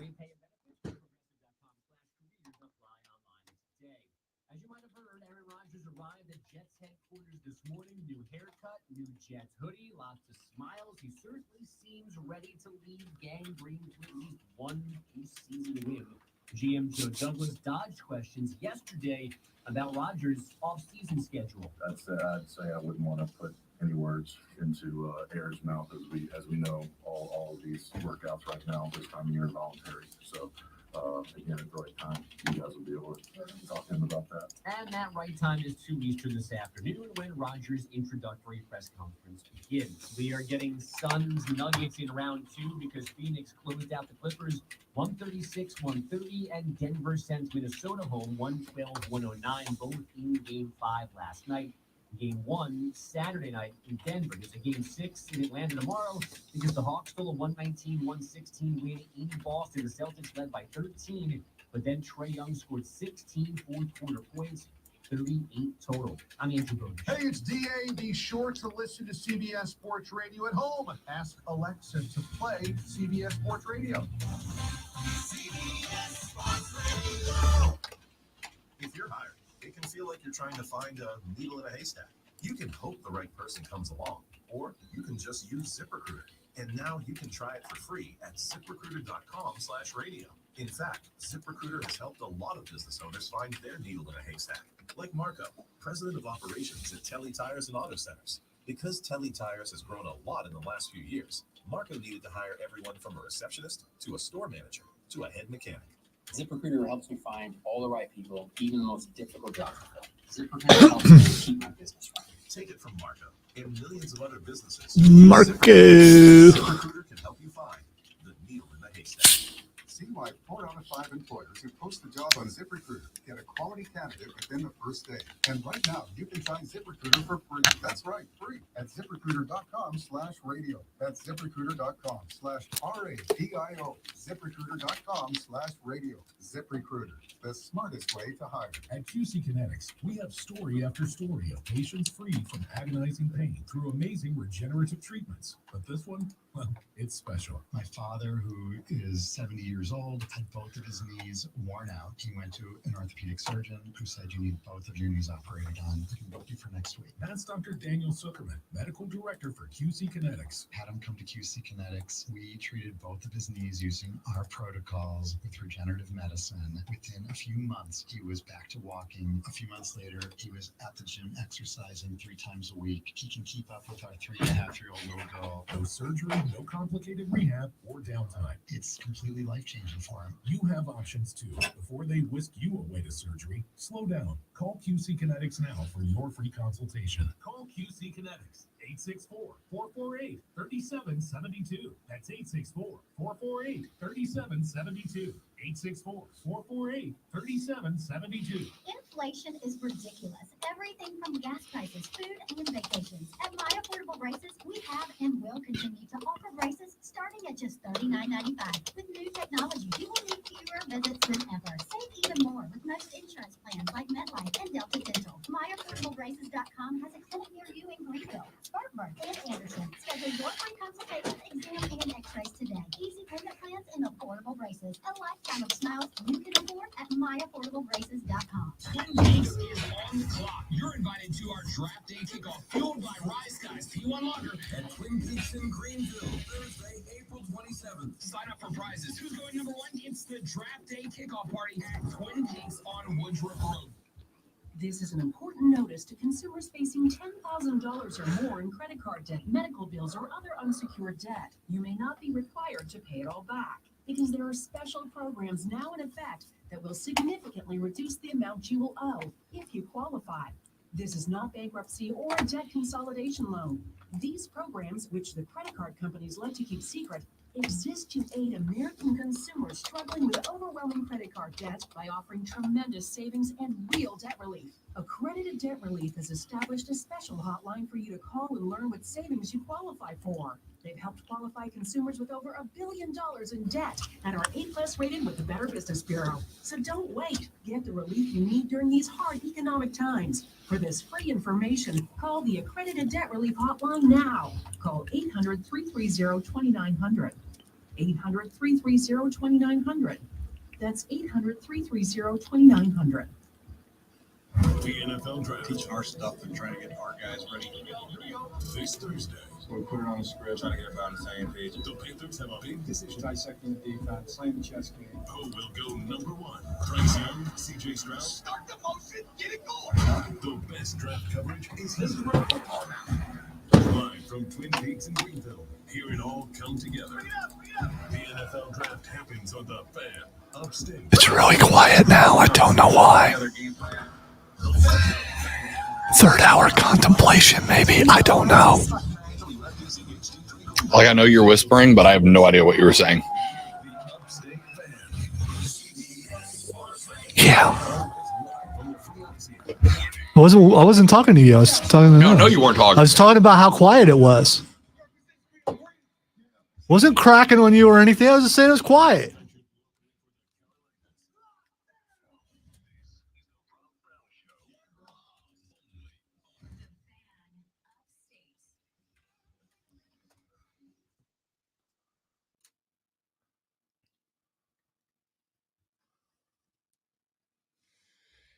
The third, the final, the best, the money hour of the Rob Brown Show goes now. Welcome back, ladies and gentlemen.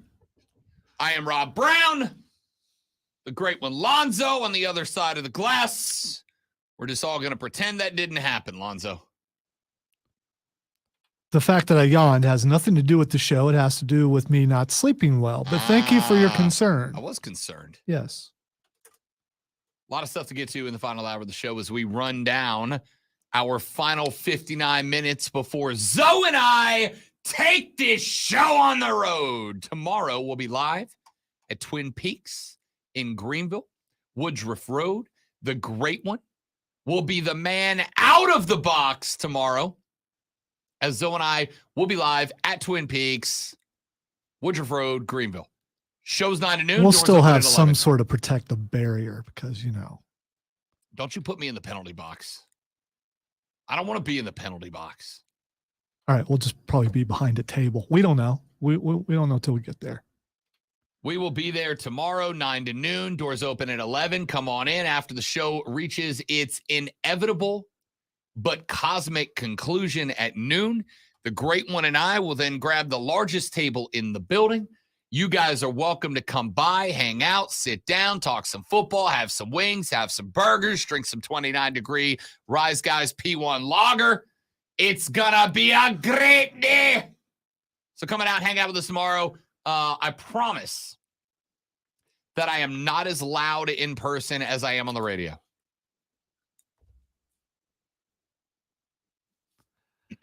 I don't listen. I got accused of killing the bit yesterday, so I don't know if this is a bit or not. Because I don't think anybody out there believes you right now, and they shouldn't. The question is, so you should stay for both shows and judge who's louder, Rob or Mark. I'm curious about what you think about that. Here's where I've landed after 3 years of working together. I've been live on location with both of them, and I know who's louder. Here's where I've landed. Mark is louder out the gate. Especially Top of the hour. Yeah, he is. Mark is louder out of the gate, top of the hour. It's an old school radio tool, and I was told that a lot of people did it, especially back in the AM days, to get the signal going, kind of warm up the old gears and wheels and levies and pulleys. Knock the dust off of things, sort That's of. right. Mark is louder out of the gate. I think I am louder consistently start to finish. Rob is quiet. I'm concerned. If Rob is quiet, I'm probably missing. If you can't hear me in the restaurant, I left. That's really true. So come on by. What's worse is when there's someone equally as loud, like Chris Evans down the hall, and they get in a conversation, don't realize the heights that they're reaching, the dBs that they're pushing. Could happen tomorrow. So if you walk in and go, maybe you're someone listening on the radio has never seen what we look like, and you're curious as to, okay, where are they? You won't have a problem with that. Nah. You're going to go, there he is, right over there. I hear him. Yeah, for sure. It's not a bad thing. If you get separated from Rob in the crowd, all you got to do is just turn your ear up a little bit and, okay, he's over there somewhere. It's let's just say you can set me at the head of the table and everybody at the table can still all right, talk with me. So South Carolina Comic-Con a couple of weeks ago, I thought Rob was still there. He wasn't. I was not looking for Rob. Honestly, I was listening. I was just turning my head up as I'm walking through the crowd going, I will hear him wherever if he's 2 rows over, I'm going to hear him. And I didn't hear you. It's like, nah, he's not here.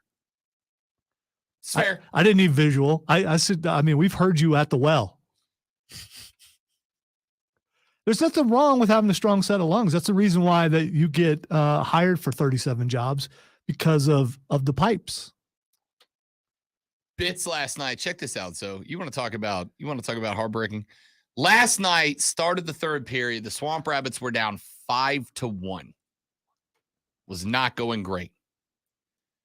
They scored 3 in a 3-minute span. They made it 5-4 4 with a minute and 30 some odd seconds left to go and came up to hit the bar twice with the tying goal. I was wondering if the bar would come into play. Ting, twice.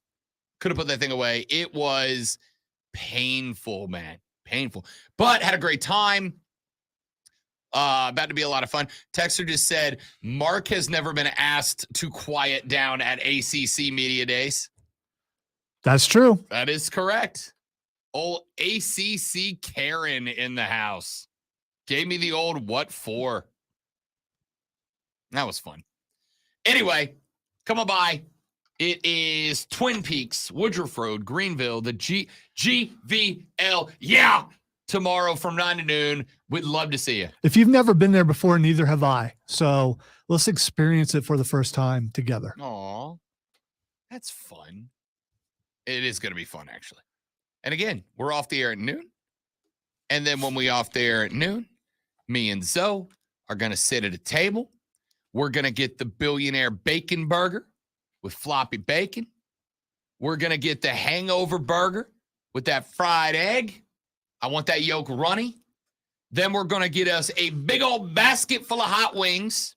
I'm not getting fries. I've already decided I'm going to ask for something else as a side, and I'm going to glare when I do it. Well, Stephanie's going to be furious. Furious! She'll probably bring me fries on purpose. Probably will. See, Lonzo, I was sitting back there, and I saw your order come in, and it said you ordered broccoli. And I'm just here to say, no, here's your fries. Because that's what goes with a burger. Steph has spoken. And then I'll eat my fries and enjoy them. Yes, you will. Come to Twin Peaks tomorrow. Doors open at noon, or doors open at 11. We're off the air at noon. Lonzo and I are going to be hanging out, having some wings and burgers and fries. After that, drinking some 29-degree Rise Guys P1 Lager. So we'd love to see you out and about tomorrow at Twin Peaks. We got asked at the end of the last hour, as I asked you guys if you want to talk about your team's draft picks on day number 1, to shoot a text to 71307. Let us know who you are riding with, who your squad is, and I'll give you some thoughts on them if I have them. And we got a texter. It was Brian who said, what position do you think the Panthers need to address the most in the second round? And there's a bit of good news here for the Carolina Panthers. The good news for the Carolina Panthers, first and foremost, is that the Panthers, they know who number 1 is, right? When you're number 2 down, you got to have multiple plans. And the further you are down, the more plans you got to have. If you're number 2, you might have player 1A, but you better have player 1B ready just in case.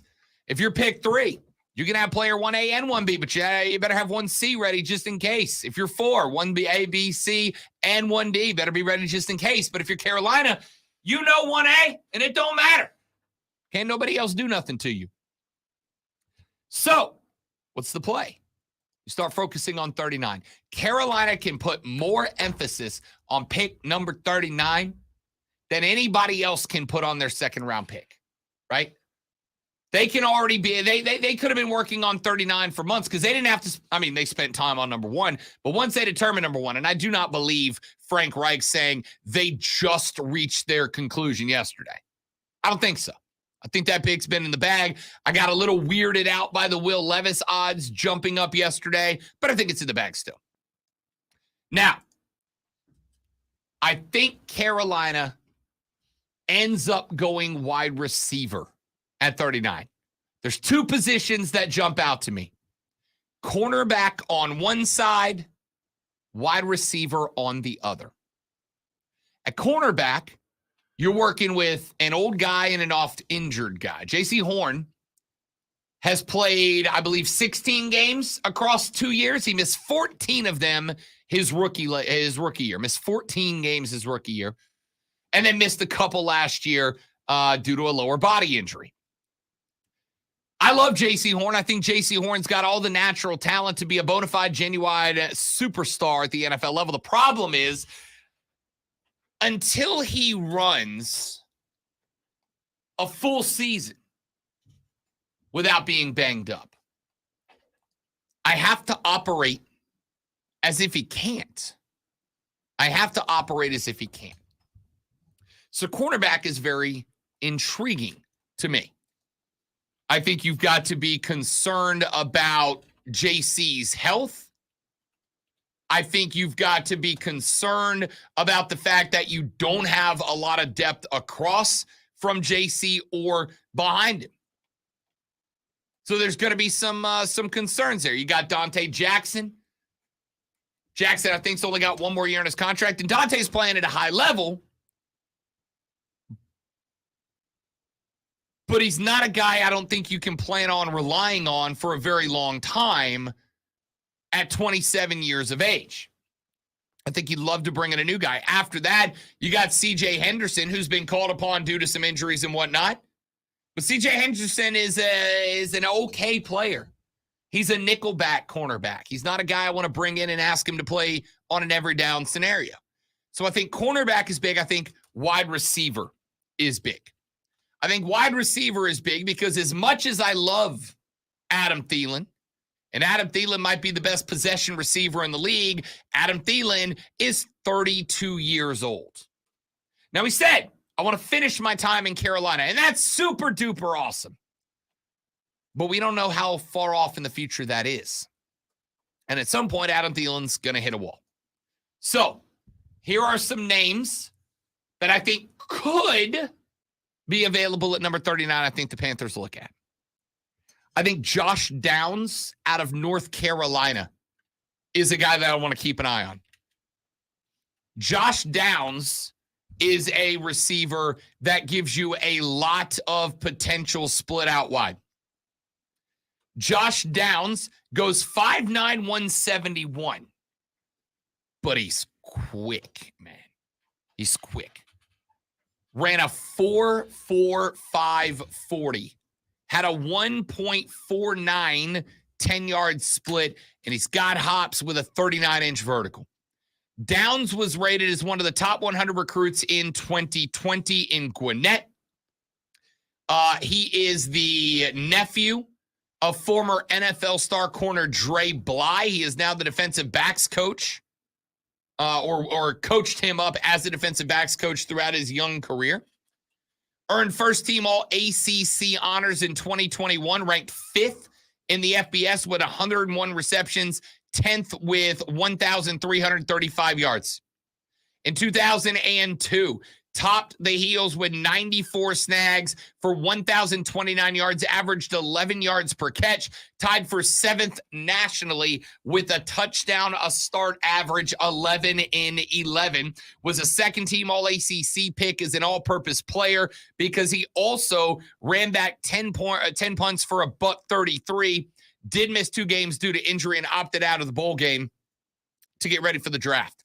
Jalen Hyatt out of Tennessee. Now, I am going to be real with you.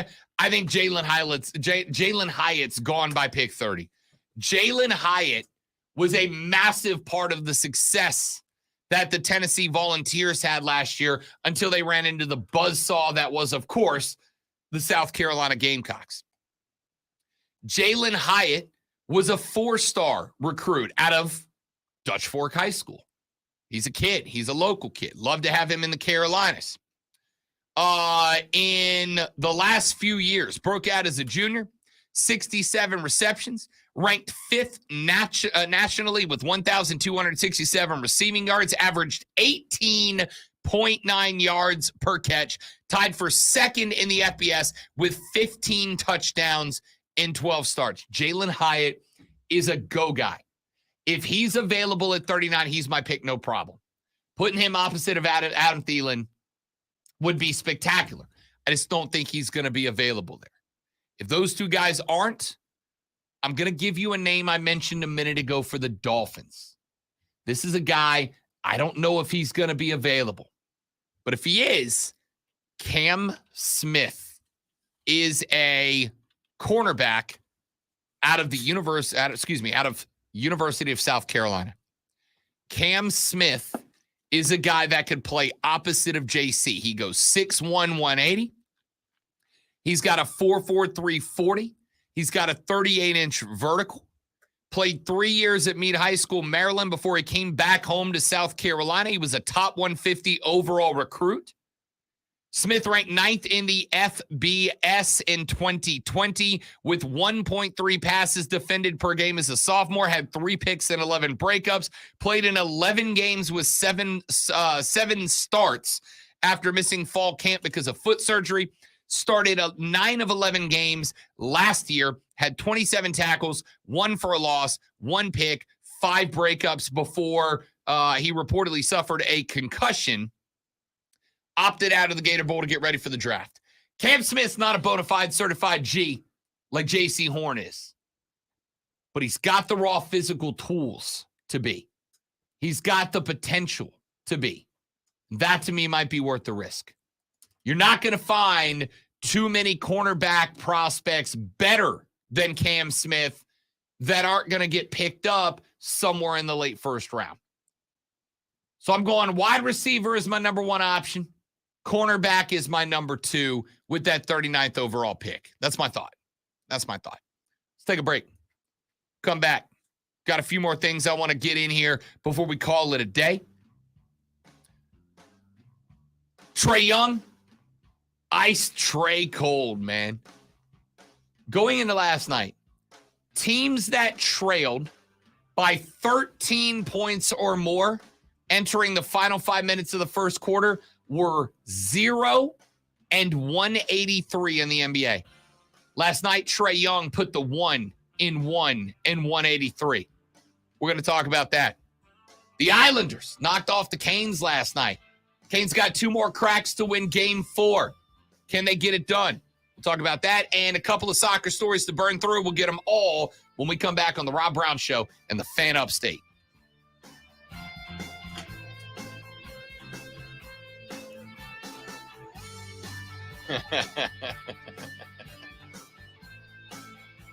Just come get your shirt, Trey. I believe we will have t-shirts. My understanding. That's my understanding. Trey, I understand it. I will tell you, I don't find Twin Peaks to be the most child-unfriendly place in the world. I think you'd be just fine, but that's just me. And I can't help you because I haven't been there before, so. But as many people will tell you, please do not follow the parenting decisions of one Rob Brown. I know, Stephen, it's rough. Rob Brown is known for frequently allowing his nephew to have ice cream for both lunch and dinner. What kind of ice cream? Whatever kind he wants. I'm a There good we uncle. go.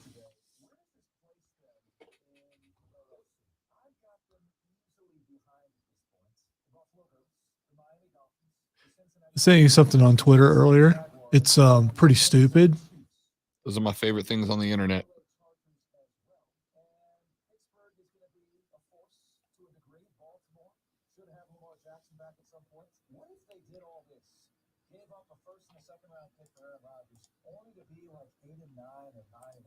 Don't do things out of desperation in your life, ladies and gentlemen. Carolina Panthers made a desperate move to go up to number 1 in a year without a great quarterback. And the New York Jets just did this for a quarterback who's going to be 40 before the year's over. And Tom Brady's the only quarterback in NFL history who is any good with a 4 as his first digit. I'm Mark Ryan.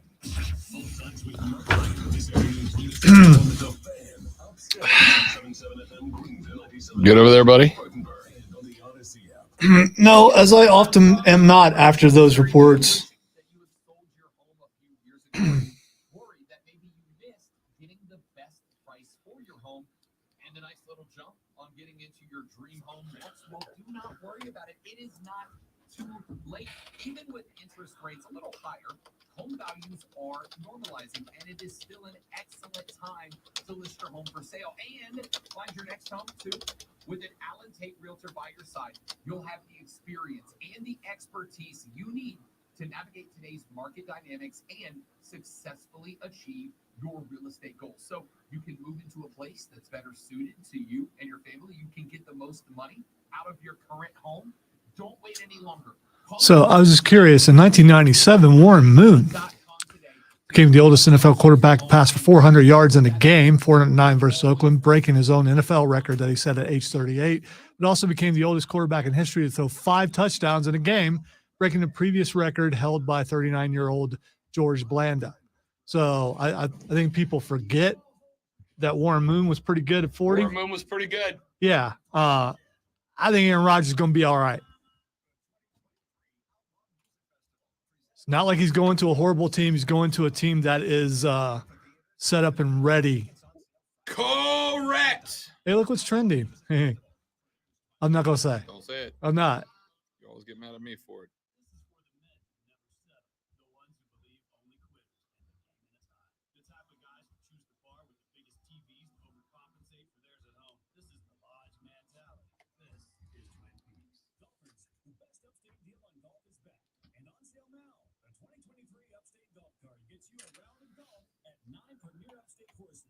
It's still only $99.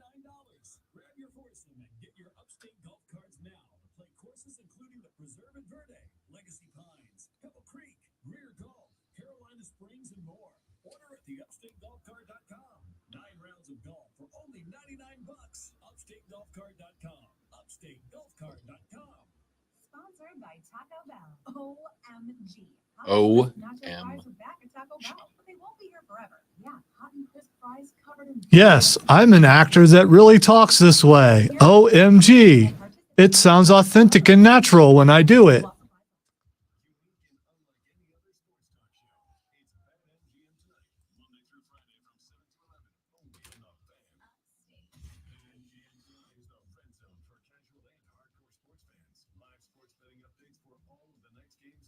OMG.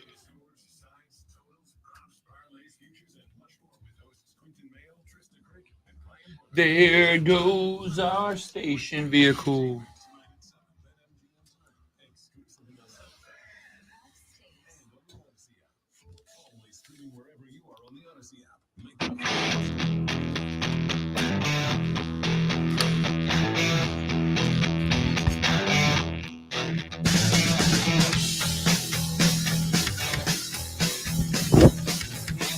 One of my favorite beds, Savage Ginger. That's what it's called, Savage Ginger.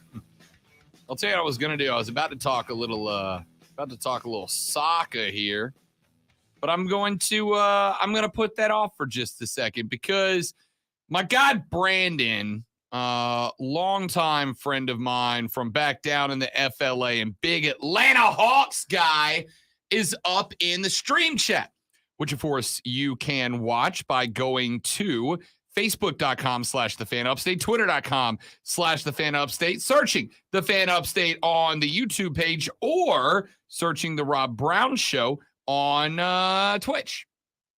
All available ways for you to watch the show. Brandon's up in here. He is the Fierce Ginger. And he's a big Hawks guy, as I mentioned. Trae Young, kind of a dude, y'all. Like, kind of a dude. And he did that again last night. Trae Young went bananas. The Hawks found themselves trailing by 14 with 5 minutes left to play yesterday evening.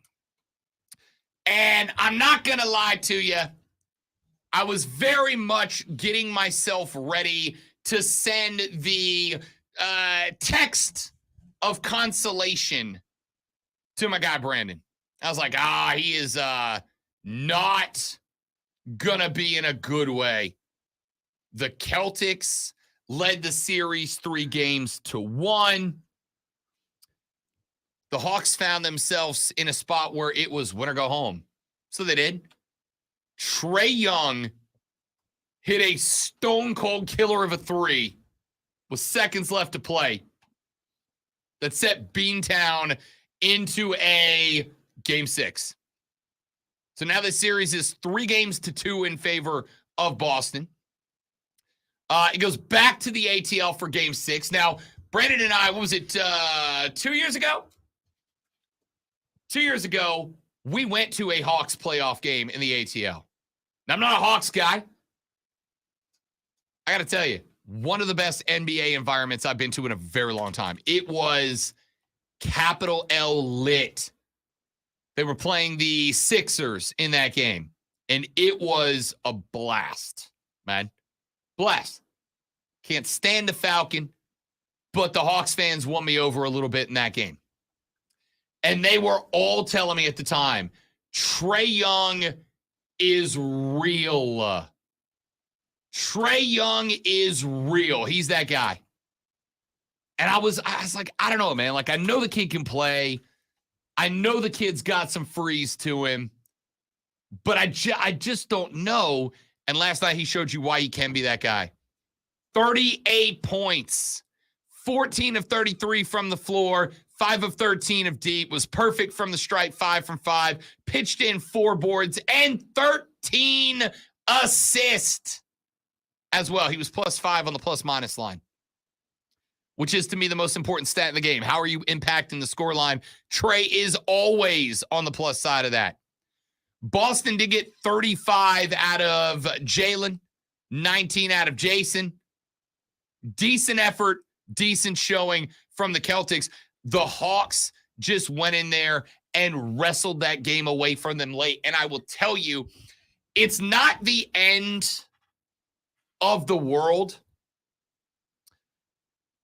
to lose a game like that. If you're Boston, like, the Hawks are in the playoff for a reason. Trace Trae. They're in there for a reason. But that's the type of game that impacts the mentality of a team, right? We were talking about the Swamp Rabbits earlier. Lonzo, if they lose that game 5-1, or if they lose that game 5-4 with a flurry at the end to almost catch up and have 2 hit the ringer and not go in, at the end of the day, the result is the same. The Bits are now 2-1 down in the hole to the butthole of America, Jacksonville Icemen, right?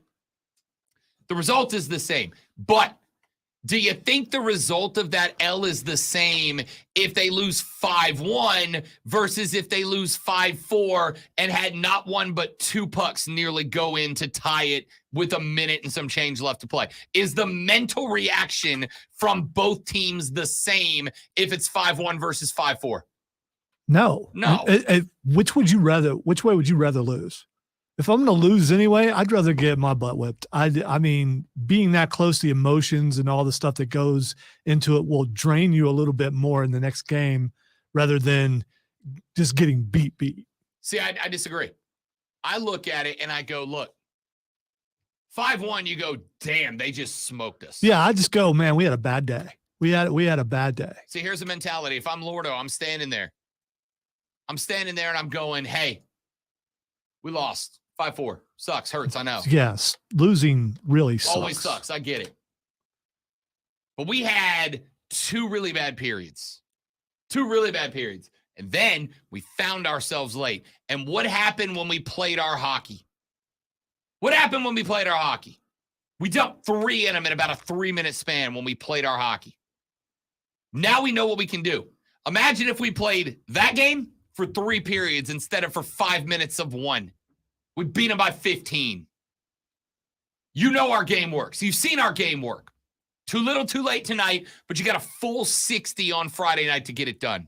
Get it done, right? But the opposite side is true. For Boston in this case, a game that you led by 14 with 5 minutes to play. That game should have been over. And what happened? Trae Young came out and picked you apart. Remember, Murray wasn't available. Brandon, good point. Their primary shooting guard wasn't available because of contact with a ref the game before that. If he's available, they probably win this game by 7, 8. But if you're Boston, you just watched what should have been a we called game moment with 5 minutes to play. You are now the only team in the history of the National Basketball Association that held a 13-point lead with 5 minutes left to play and lost. It has happened 184 times in the modern era of the National Basketball Association, and you are the only team out of those 184 that lost. That's demoralizing to some degree. Now, I still think Boston, sorry, Brandon, wins this series. They got 2 shots to win 1. At the end of the day, the Celtics are a damn good 57-25 basketball team. But you got to wonder if the Hawks can't come back, get game 6, get this thing level at 3-3. And if they do, if Boston doesn't kind of collapse on itself a little bit, they've done it in the past. Might they just collapse a little bit? As a huge win last night for the Hawks. Not just the dub. If they win that game, they win that game. It's not just the dub. It's the fact that you, in my opinion, likely demoralized Boston by coming back from what in history has been an insurmountable lead. The Nuggets knocked off the T-Wolves 112-109 last night on the back of 28 from Jokic. He also had 17 boards and 12 assists. The human triple-double strikes again. The Nuggets win that series in a gentleman's sweep 4-1. Call it a day. They will get the Phoenix Suns in round 2 because the Suns also get the gentleman's sweep last night, 136-130. But the story in this one was that the Clips had awful timing. Paul George was out. Kawhi Leonard was out for the Clippers. They were playing with Morris, Zubac, Westbrook, Gordon, and Powell. Russell Westbrook, hang on to your hats for this stat line, Lonzo. 3 of 18 from the floor, 1 of 6 from the arc for 14 points. Sounds like you threw up a lot of bricks. Don't call him that, though. If you say Westbrook 3 times into a dark bathroom mirror, he'll appear over your left shoulder and try to fight you. Russell Westbrook. The night they needed Westbrook to be the guy, the night they needed him to be that guy, he goes 3 of 18 and 1 of 6. Yowza. That's ugly. Anyway, the Suns move on, as I figured they would, because Devin Booker is that guy. 47 for D-Book. Everybody wants to talk about Durant. This has been infuriating to me. Everybody wants to talk about Kevin Durant. And you should. 31 points on 10 of 19 and 4 of 6 from behind the arc last night. It's a good night for KD. KD can play. But when KD's popping 10 of 19 for 31, D-Book's going 19 of 27 and 4 of 7 from deep for 47 points. And oh, by the way, 10 assists and 8 boards, a couple of rebounds away from a triple-double. Devin Booker, man, Devin Booker's the most underappreciated player in the league right now. I said it. I'm sticking by it. D-Book is the most unappreciated dude in the league, and he showed you again why he is last night. Coming up on tonight's slate of games, as these first-round series find their way to a conclusion, the Knicks and the Cavs will get it on at 7 p.m. New York leads this series 3-1. Spoiler alert, they're putting away the Cavs tonight. The New York Knicks are moving on to the second round. Moving on up to the second round. Yes, the Knicks are going on to the second round after they put away the Cavs tonight. The Lakers find themselves up 3-1 on the Grizz. You know, like absolutely nobody thought that he would. John Morant, gonna go. LeBron. You don't have to like LeBron, but you have to admit what he did in the closing moments of game number 4 was special, man. It really was. Austin Reeves, MVP. LeBron James, the closer. LeBron and his Lakers take on the Grizzlies tonight in Memphis. You know, obviously Memphis has got to win the game just to keep the series going on. But, man, if they fall apart here after the season they put together, and granted, John Morant been a little bit banged up, but if the Grizz ran up a 51-win season, got the 2 seed in the West, and then get bounced by a play-in team, not a great look. At least make it competitive. The Heat and the Bucks. How about the 1 seed Milwaukee Bucks on the brink of elimination? Because Jimmy bleeping Butler is the dude. Jimmy Buckets in the playoffs go hard like he do. The Heat on the road at the Bucks tonight.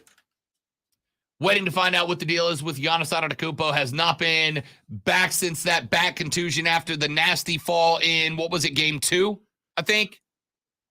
And he's been getting the massage gun working on his lower back since then. And that one's going to be at 9:30. 10 o'clock tonight, Warriors-Kings. How about the Kings going 2-0 at home? They like the beam twice. They go back to Golden State. First game, no Draymond. The Golden State Warriors, love them or hate them, are a notably worse team without Draymond.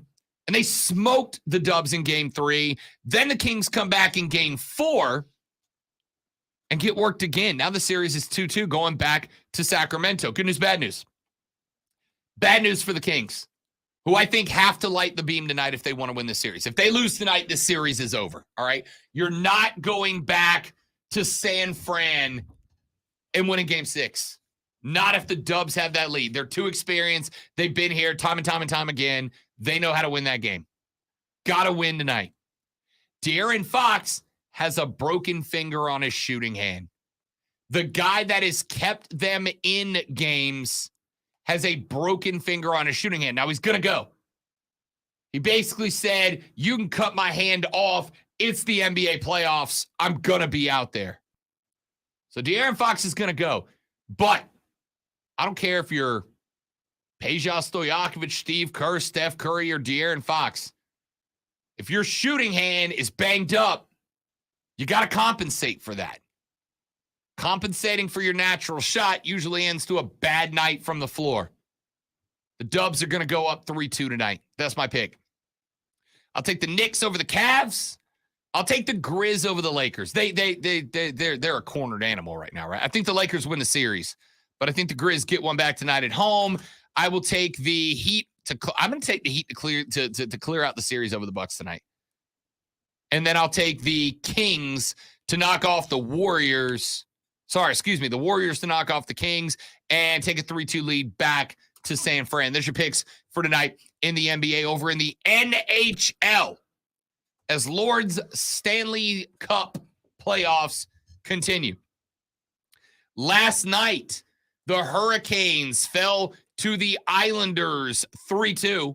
Not once, but twice yesterday, Lonzo. Insult to injury. Not once, but twice, including Sebastian Aho for the Carolina Canes. Did a puck ricochet off of a player's face and into the net? So it wasn't on purpose. Well, considering it ricocheted off of Sebastian Aho's face and into his own goal. All right, so yeah, not. that would not be on purpose. Yes. Yeah. Sebastian Aho took one to the dome. It ricocheted off his cheekbone and into the back of the net. And that was the deciding goal last night as the Islanders able to stave off elimination. The Canes now up 3-2 after that one last night.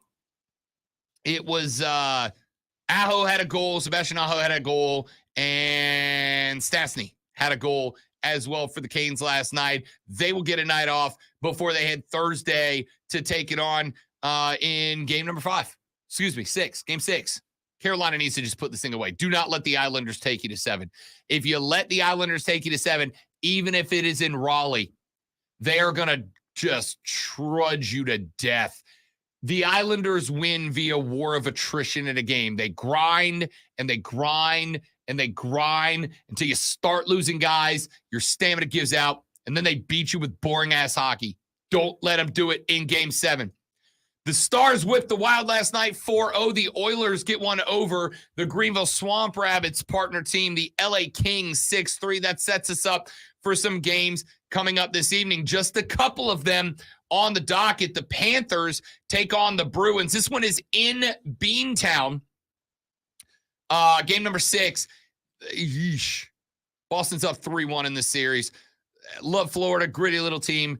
the Bruins are too good for the Florida Panthers. This series is over tonight. The Avalanche and the Kraken are tied up at 2 games apiece as they head into game number 5 this evening. This one could be fun. Why? The first 3 games of this series were fun hockey, but it wasn't a crazy physical game. Kraken Avalanche game 4, the boys were swinging. They were getting it in game number 4. If you are looking for hockey that is fast, that is offensively skilled, but it is physical, it is violent, Kraken v Avalanche, 9:30 tonight is the way to go. Check it out, man. It's going to be a lot of fun.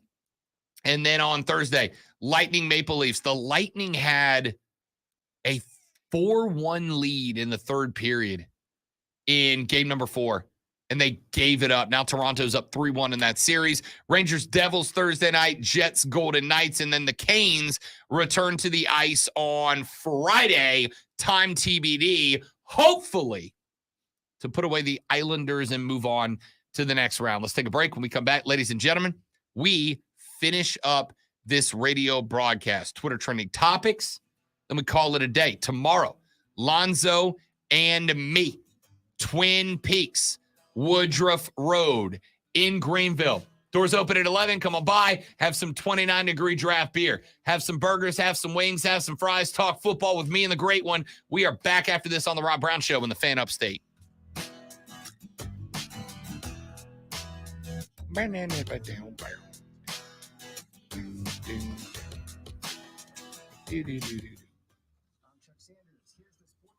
That music just doesn't work well with Gunther. Beck and Gunther, name a better duo. I'll wait.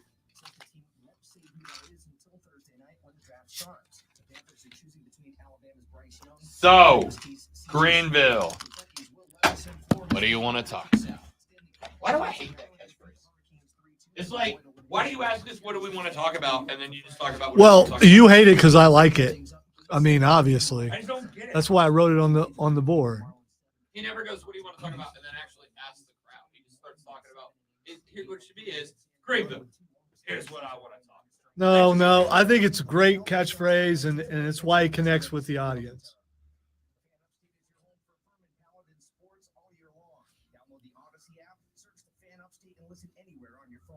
Chuck Sanders with the Sports Flash on the Fan Upstate. I'm Taylor Bishop, NFL Network now on the Westwood One Radio Network. After 18 seasons, 4 MVPs, and winning a Super Bowl in Green Bay, Aaron Rodgers is headed to New York, where an immediate return on their investment is expected. Jets general manager Joe Douglas said Rodgers is one of the greatest quarterbacks to ever play the game and is excited to add someone of his character and ability.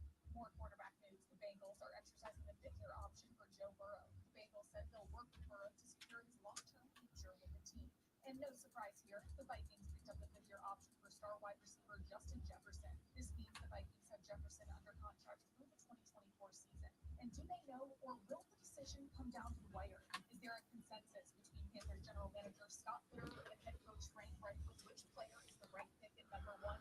Reich said there is consensus and they're excited. Stay tuned Thursday night for the draft to find out. This has been NFL Network Now on the Westwood One Radio Network. Advertisement sponsored by Allied Injury Group, not available in all states. This important message from Allied Injury Group reminds you that if you or someone you love was injured in an accident that wasn't your fault, you deserve financial compensation for your medical expenses, lost wages, pain, and suffering. Don't rely on insurance companies to look out for you. If you haven't spoken to an attorney, call our legal experts now. Work accident, truck accident, collision with an uninsured driver, or a slip and fall. Allied Injury Group has helped clients win hundreds of millions of dollars in damages. They're available 24/7 to take your call and fight for you. Remember, if you or someone you love suffered injuries in an accident that wasn't your fault, like being struck by a drunk driver, a collision with an 18-wheeler, or a victim of workplace negligence or more, get the financial compensation you deserve. Call Allied Injury Group for a free consultation now. Call 800-781-1815. That's 800-781-1815. Again, 800-781-1815. I'm Bopper. founder and chairman of Burke America Parts Division. Pamela That's a dope chair, actually. An appliance and HVAC parts company. Oh, it actually opened. Yeah, that's what I wanted to do. I mean, yeah. That's really funny. I don't know. You go to someone's house and they show you your game room and they have that. You don't have some thoughts about, it's a little weird. I mean, even amongst gamers, that's kind of weird. But don't you have to work the entire room's motif around that, though? So you're going into a vampire's den. I mean, you got to do that if you're going to go with that chair. Also, I don't think it comes in sturdy sizes. Just saying. It's like it's for skinny people.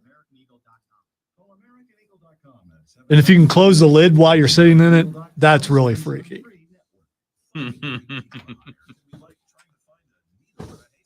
That's how you rage quit games now? Yeah. What does Rob want his Saints to pick at 29? Defensive, probably defensive end or tackle. Got to go D-line. The Saints can win the division. So can Carolina. Atlanta and Tampa, I'm not super convinced about. So what you got to do if you're New Orleans is everything you can to make a rookie quarterback's life hell for the Panthers. And by the way, Luke, as far as what Kansas City goes, who cares? They're going to do the right thing no matter who they pick. So, I mean, it's just – I know how that sounds, but they might pick someone obscure and you go, who in the world is that? And next thing you know, there's Pacheco out there just going nuts on the field. I mean, they're just good at it. You find those guys in the 6th round. Yeah. Pacheco was wasn't he a 6th rounder or 5th rounder? I'm hoping the Panthers or the Chiefs go with either wide receiver or edge rusher of some kind. They need defensive help bad.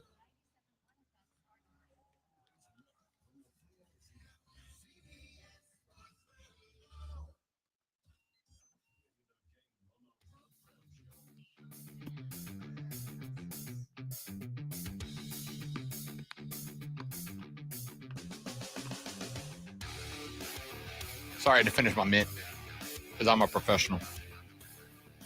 What was that, or smack the mint into the mic, which you've already said you hate.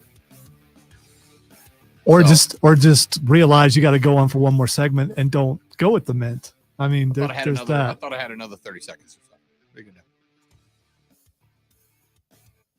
All right, ladies and gentlemen, wrapping up the Rob Brown Show here on the Fan Upstate. Again, one more time, one more reminder. Tomorrow, Lonzo and I will be live at Twin Peaks in Greenville, Woodruff Road. We will be on during the regular show hours from 9 to noon. The show ends at noon. You guys are welcome to come in at 11 when the doors open.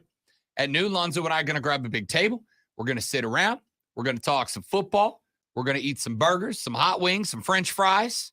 Probably dip them in a little ranch to go. I got to go get Wrenched ice cream for Saturday. Damn it. Oh, I'm so less excited than I was 2 seconds ago.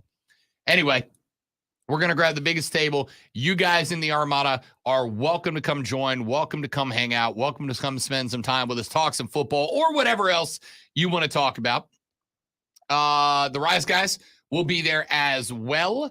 And then at 3 o'clock, Offsides with Mark Ryan and Diesel. We'll go live on the air. Come talk some football with them. They will take it up till 7 o'clock. That is when coverage of the draft starts. Carolina officially goes on the clock at 8 p.m. By the way, first pick should be by 8:15. I dare you to see if you can make Diesel smile. I mean, that needs to be your goal. Show up, see if you can make him smile. Come in with make faces, do whatever it takes. Make him smile.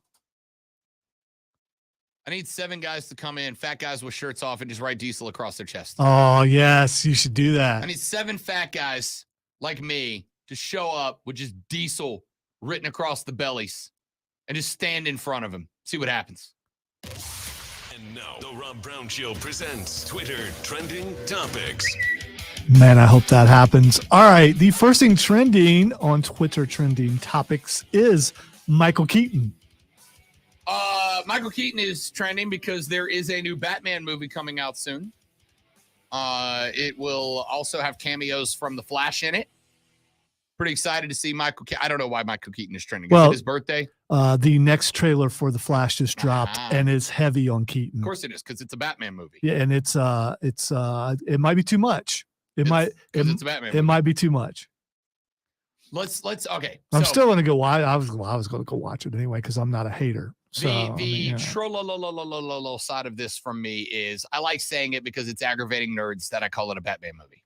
Okay, I'm also a nerd. I'm allowed to say it. You're not. Well, you know, Rob, it says Flash on the. Call it whatever you want. It's a Batman movie. Well, maybe it's a Supergirl movie because she's prominent all through the thing. Too. Maybe it's technically the Super Friends. But let's be real. You and I both know why Batman is getting all the play in the trailers of this movie. I am a little concerned about why he would be. Batman's getting the concern so that they can show as little Ezra Miller as possible. Because here's the reality. If you're going to see this movie, you're going to see this movie. If you are like, I don't really know if I can support this movie because Ezra Miller's a bad person, then they got to win you over. And just like when you're dating, how do you win over somebody? You hide your worst qualities and you emphasize your best. And Michael Keaton's your best quality. All right. So we'll see. We'll see. The next thing that's trending is Pinkerton. So we talked a little bit about this yesterday. Off air. We talked off the air. Yeah. Blah, blah, blah. Long story short, a company that makes nerd stuff hired the Pinkertons. Now, if you don't know the Pinkertons, it is a detective / enforcement agency that has been around since like before the Old West days. The Pinkertons used to be hired to prevent and solve train robberies back when that was a thing that happened all the time, right?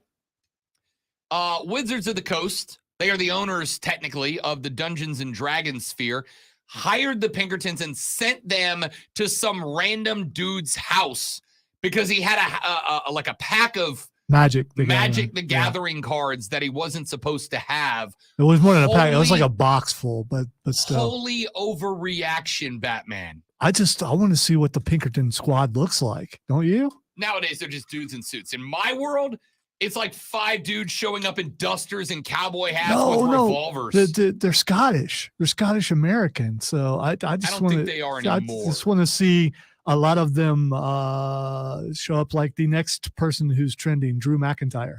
Yes. So, I see you have Magic the Gathering cards, and I think it's time for me to take them back. What are you more afraid of, Drew McIntyre showing up or Sean Connery showing up? Well, Sean Connery's dead. Yeah, so probably okay. I'm gonna go Sean Connery like by a lot. Zombie Connery. I'll tell you this story real quick before we go off the air because you'll laugh at it. Yesterday, I was at the Swamp Rapids game after the game was over, and I was like, I can't believe that you guys scheduled a game Saturday night. And I said because David Bowie's gonna be in Spartanburg on Saturday. Except it's not David Bowie. It's Billy Idol. Billy Idol. But my brain said Bowie, and Jack, one of our guys, looks at me and goes, "Yeah, I don't think he's going to be there.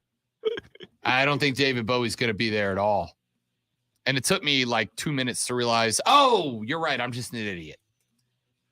They both kind of hair similar. The singing style, not at all, though. So, Tomorrow, Twin Peaks, doors open at 11. Come have some beers and wings and burgers with us. No hand hugs. Not doing and it. give Lonzo big old hand hugs. It's going to be a blast. We'd love to see you guys tomorrow. Make some time. Come say hi. We'll see you then. I'm Rob. He's the great one. You're listening to The Rob Brown Show. You're listening to The Fan Upstate. The first reactions from CinemaCon are out. Apparently, it's a banger. Gotta hope so.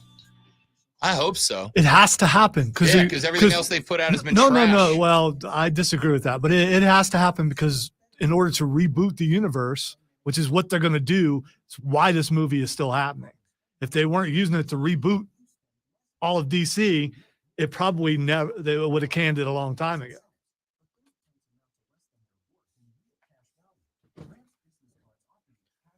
Ladies and gentlemen, you're all spectacular people. Thank you so much for hanging out with us every day. If you're going to be at Twin Peaks tomorrow, we'll see you then. If you're not, reevaluate your life choices and do it anyway. Well, we'll probably still be on stream, so you still could see us. But, it's not the same, we got though. it worked out. We'll let you know. Have a great rest of your Thursday. You guys are spectacular people. We'll see you back here tomorrow. Have a lovely day. Goodbye.